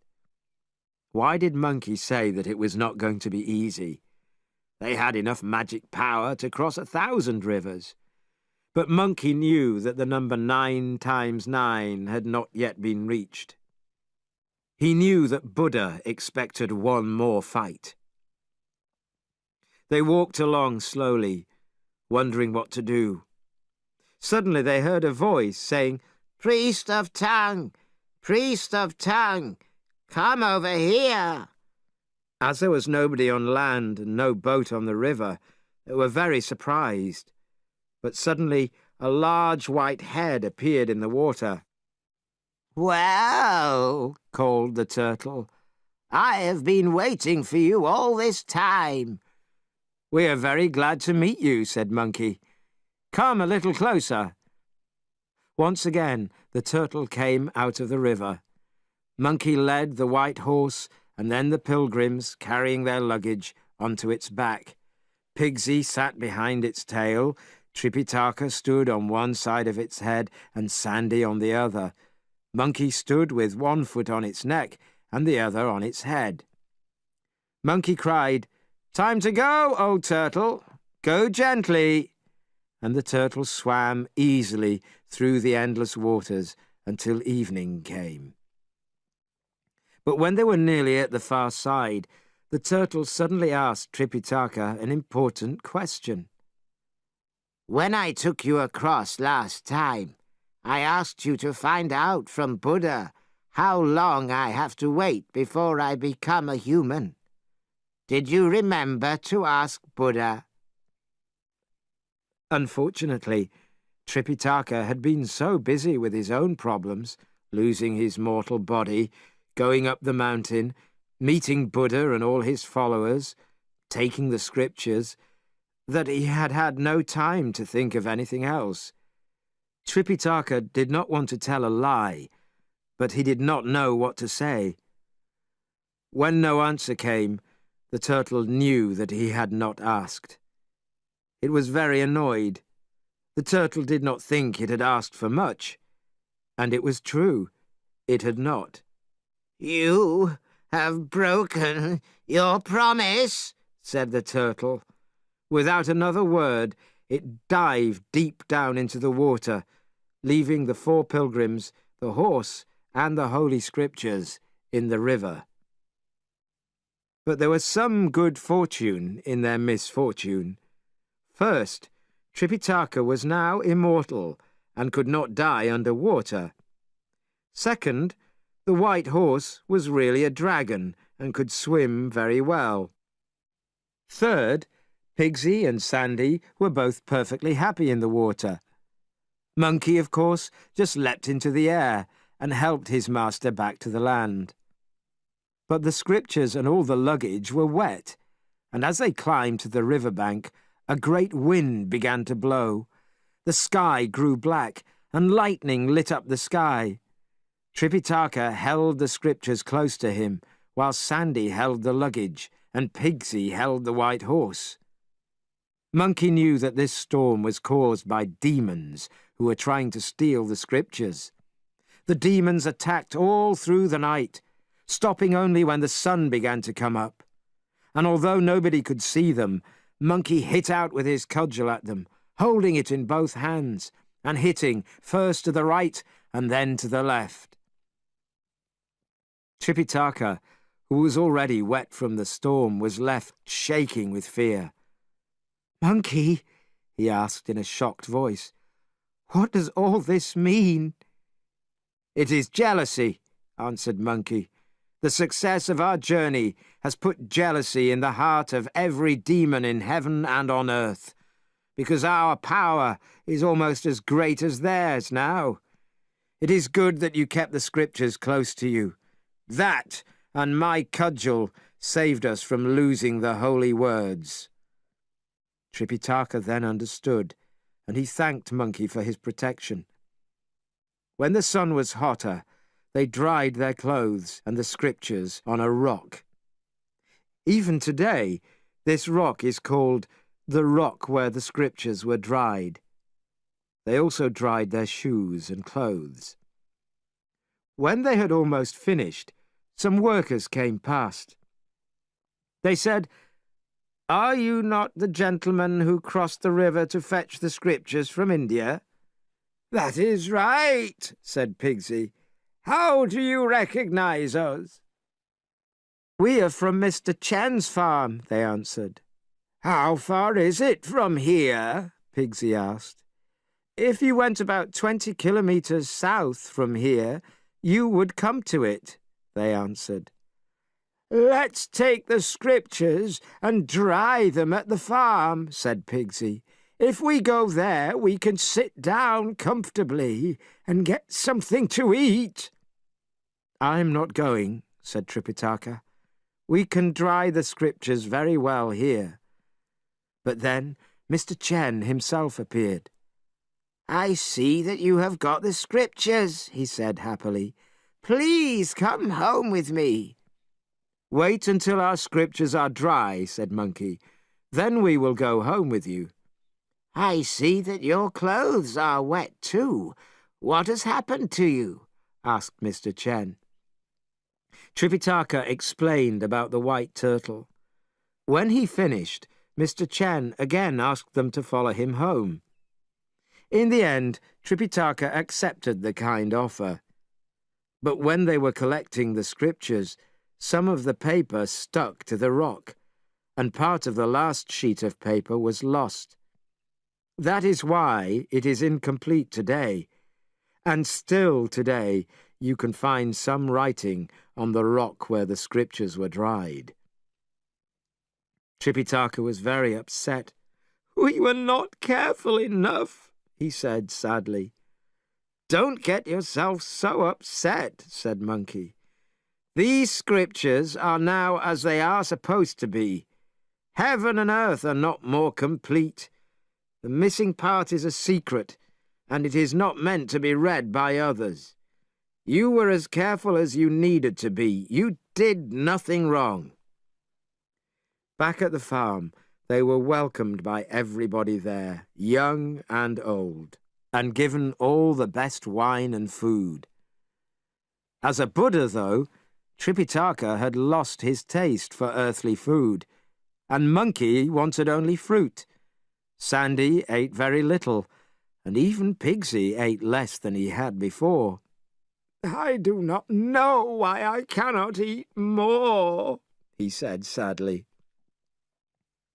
After they had eaten, Mr. Chen said, "We have had some pictures painted of you. We wanted to thank you for saving Warboy and Much Gold." Then Warboy and Much Gold came into the room and bowed. The pilgrims were invited to look at the pictures of themselves in the upstairs room of the farm. "Yours is very like you," said Pigsy, pushing his elbow gently into Monkey's side.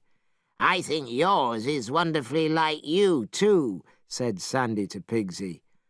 "But the master's painting is a little too handsome, really." "I think it is very good," said Tripitaka. The brothers Chen and all their workers prayed to these pictures every day. Since their prayers had started, there had been no more damage from rain, and everybody had had plenty to eat. "That is a gift from heaven, not from us," said Monkey. "But we will certainly try to protect you. You will have many children, and those children will have many children. Your animals will grow fat, and the wind and the rain will come at the right time of year." The people thanked him again, and again they offered more fruit and cake. "It is my bad luck," said Pigsy. "I used to be able to eat a lot, but in those days no one pushed food on me. Now I eat very little, and everybody wants to see me eat more." Because he did not want to insult the Chen family, Pigsy managed to eat 8 or 9 dishes of vegetables and 20 or 30 cakes. It was now late at night. Tripitaka watched the scriptures, but he felt nervous. "I think we should leave," he told Monkey. "If we stay here too long, people will try to get our secrets from us." "I agree with you," said Monkey. "We had better go quietly while everyone is still asleep." Pigsy was not a fool now. Sandy and the horse clearly saw the need to go too. And as the pilgrims left the farm, a sweet-smelling wind took them up and away on a cloud. In the morning, the villagers came again with offers of fruit and other special food. It was a terrible surprise when they found that the pilgrims had disappeared. They looked everywhere for them, but after a few hours they gave up hope. "Why have you taken our living Buddha away?" they cried to the God of continuing days. Since that time, 4 times a year, the villagers have performed a special dance in front of the pictures of the Master and his followers. The farm has been turned into a temple, and at every hour of every day there are people praying on their knees there. Some pray for better health, some pray for protection on a journey, and others pray for their children's future. Less than a day after they left Chen's farm, the pilgrims could see in the distance the towers of Chang'an. It was 13 years and 9 months since Tripitaka had departed. The emperor had ordered a high tower to be built outside the western gates, and had named it the Scripture Lookout Tower. And now, looking out, he suddenly saw the whole western sky fill with a magic light. A minute later, he noticed a sweet smell in the wind. The protectors went with the pilgrims as far as the gates of the city. "We prefer to wait here for you," they said to Tripitaka. "The people around here are very tricky. We do not want them to know that we are here, and there is no need for your followers to go with you. But you, Master, had better go at once and give the Emperor the scriptures. We will wait for you here, and then we will all go back and report to Buddha's holy mountain." "That sounds fine," said Monkey. "But how can the Master carry the scriptures? And who is going to lead his horse? We had better go with him." Kuan Yin promised Buddha that the whole journey would take only 8 days. If you all go, Pigsy will be looking around for food, and you will lose time," said one of the protectors. "How can you be so rude?" cried Pigsy. Why should I waste time here? I am as anxious as anyone to get back to Buddha's holy mountain. The Master has become a Buddha, and I intend to become a Buddha too. You wait here. When we have given the Emperor the scriptures, I will go back with you and will get my reward." Then, with Pigsy carrying the luggage, Sandy leading the horse, and Monkey at Tripitaka's side, they stopped in front of the tower. The Emperor and his ministers came down to meet them. "So my dear brother has come at last," the Emperor cried, giving him a horse to ride into the city. When they were seated in the great hall, the scriptures were put in front of the Emperor. Tripitaka told the story of how he arrived at the holy mountain. He told of the trick played by Buddha's 2 followers. He described how he had, in the end, got the written scriptures by giving his golden bowl as a gift. There are, in total, 5,048 chapters, he added. The Emperor was very happy, and he ordered a banquet. Suddenly, he noticed the 3 pilgrims, who were sitting at the far end of the hall. He thought they looked unusual. "I suppose these gentlemen are foreigners," said the Emperor. "My oldest follower, named Monkey," said Tripitaka, "came from the cave of the water curtain on the mountain of flowers and fruit. 500 years ago, he made trouble in heaven, and Buddha sent him to a stone prison under a mountain. But he became a holy man with the help of the goddess Kuan Yin. I was able to free him and take him with me as my follower. He protected me on the journey to India, and he helped me to get the scriptures. Without him, I would not be here now. My second follower, Pigsy, came from the Cloud Ladder Cave and was at the farm of Mr. Cow when I found him. He has carried the luggage all through our travels, and he was very helpful when we had to get across rivers. My third follower, Sandy, came from the River of Sands. He too was brought to me by the goddess Kuan Yin. And our horse is not the one that you gave to me." "Really?" said the Emperor. "It looks the same to me. Why did you change horses?" "Actually," said Tripitaka, "my first horse was eaten by this one. But Monkey went to Kuan Yin, and the goddess explained that this horse was really a son of the Dragon King of the Western Ocean. He got into some trouble, but he took me to the west, and so his life was saved. He has carried me well over the most difficult hills and mountains. On the way there, I rode on its back. On the way home, it carried the scriptures. As you can imagine, we are all very grateful to him." "You have been served well. Tell me," said the Emperor, "how far is it to India?" "I only know that the summer turned to winter 14 times. There was no day when we did not ride over hills or mountains. Often we rode through large forests or crossed great rivers, and we passed through too many countries to count." When the banquet was ready, the Emperor asked, "Do your followers know how to behave at an emperor's banquet?" "I am afraid that they do not," said Tripitaka. "They have spent their time mostly in rough country conditions." "Don't worry," said the Emperor. "I will not blame them. Tell them to come to the banquet."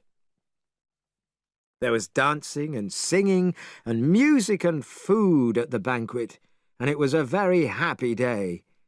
In the evening, when the meal ended, the pilgrims went to Tripitaka's old temple in the woods. There the priests welcomed them with a bow. This time, inside the temple, Pigsy did not shout for more food, and Monkey and Sandy behaved perfectly. All three were now spirits of wisdom, and it was not difficult for them to stay quiet. When night came, they all went to sleep. Early next morning, the Emperor woke and called for his secretaries. "All night I could not sleep, because I was thinking of good enough words to thank my brother for his success. I have now in my head a few sentences, although they are nothing compared to the wisdom of the Scriptures." He asked the secretaries to write down his words, which later became known to all as the Introduction to Buddha's Holy Teachings.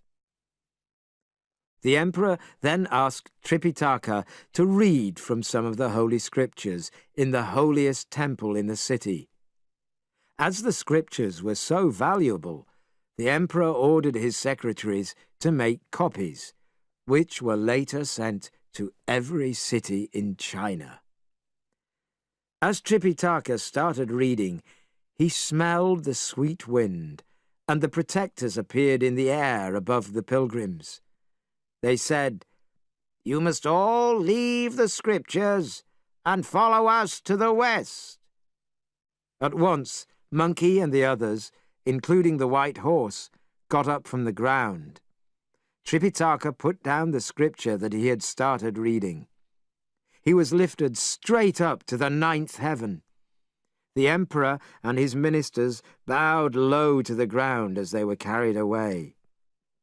Later, all the people of the city prayed and read the great Scriptures, and their lives were much better after that. The 4 pilgrims and the white horse were taken back to Buddha's holy mountain by the protectors. There they found that their great journey had taken just 8 days. On the holy mountain, they and all the gods waited for Buddha. When everyone was ready, Buddha appeared and spoke first to Tripitaka. "Holy priest," he said, "in a past life you were close to me, and you were called Golden Tree. But because you did not obey my teaching, you had to start life again in the East. Now you have obeyed me so well that I am making you a Buddha. Your title will be Buddha of Ability. Monkey, because you made trouble in heaven, you were put under the mountain of metal, wood, water, fire, and earth. Fortunately, when your time there was finished, you turned your heart to religion, to the fight against wrongdoing and the fight for good. On your recent journey, you have done so well that I am making you a Buddha. You will be the Buddha of success in difficult times. Pigsy, you were a soldier of the water armies of heaven, but at a banquet you drank too much and insulted a goddess, and for this you were born again in the human world, looking very much like an animal. When you were living at the Cloud Ladder Cave, you found religion and offered your protection to Tripitaka on his journey. You are still greedy, but because you carried the luggage all the way, I am now making you the keeper of the holy temple." "Hey," said Pigsy, "you have just made the others Buddhas. Why am I not a Buddha too?" "Because," answered Buddha, "your conversation and appearance are still not fine enough, and you still eat too much. But I have so many followers in the world that you will get plenty to eat in your new job. You will have nothing to complain about." Pigsy knew that he had to accept his new job. He did not say another word. "Sandy, you were a great spirit, but at a banquet you broke a dish of great value, and you were sent to the human world. There you lived in the River of Sands, and you hungrily ate people. But after that, you found religion. You promised to protect and help Tripitaka, and you did. Because of this, I am lifting you high among us and giving you the title of Golden-Bodied Soldier. Sandy bowed. Happily, he accepted his new title. Then Buddha turned to the white horse. You, he said, were a child of the Dragon King of the Western Ocean, but you disobeyed your father and were guilty of bad behavior. Fortunately, you found religion, because you carried Tripitaka to the west and the holy scriptures on the return journey. You too must have your reward.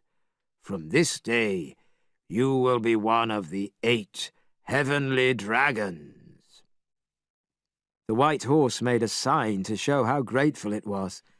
It was led to the back of the holy mountain, where there was a pool of magic dragons, and it was pushed into the pool.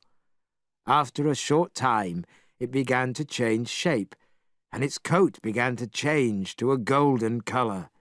Its 4 feet rested on the clouds, and then it flew up out of the pool. It was now changed from a horse to a magic dragon. "Master," said Monkey to Tripitaka, "I am now a Buddha like you. I should not have to wear a cap so that you can control me." "It was put on you," said Tripitaka, "at a time when you knew nothing. Then we needed to control you.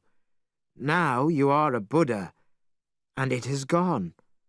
Feel your head, and you will see. It is not there now."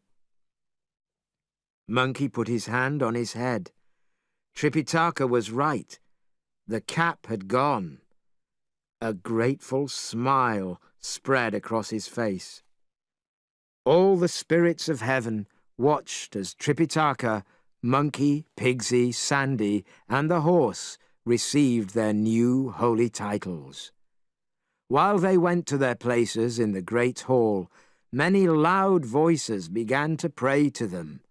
They were accepted with open arms, and from that day, Pigsy did not shout for more food, and Monkey and Sandy behaved perfectly.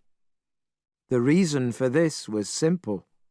All 3 had received the greatest of gifts, wisdom.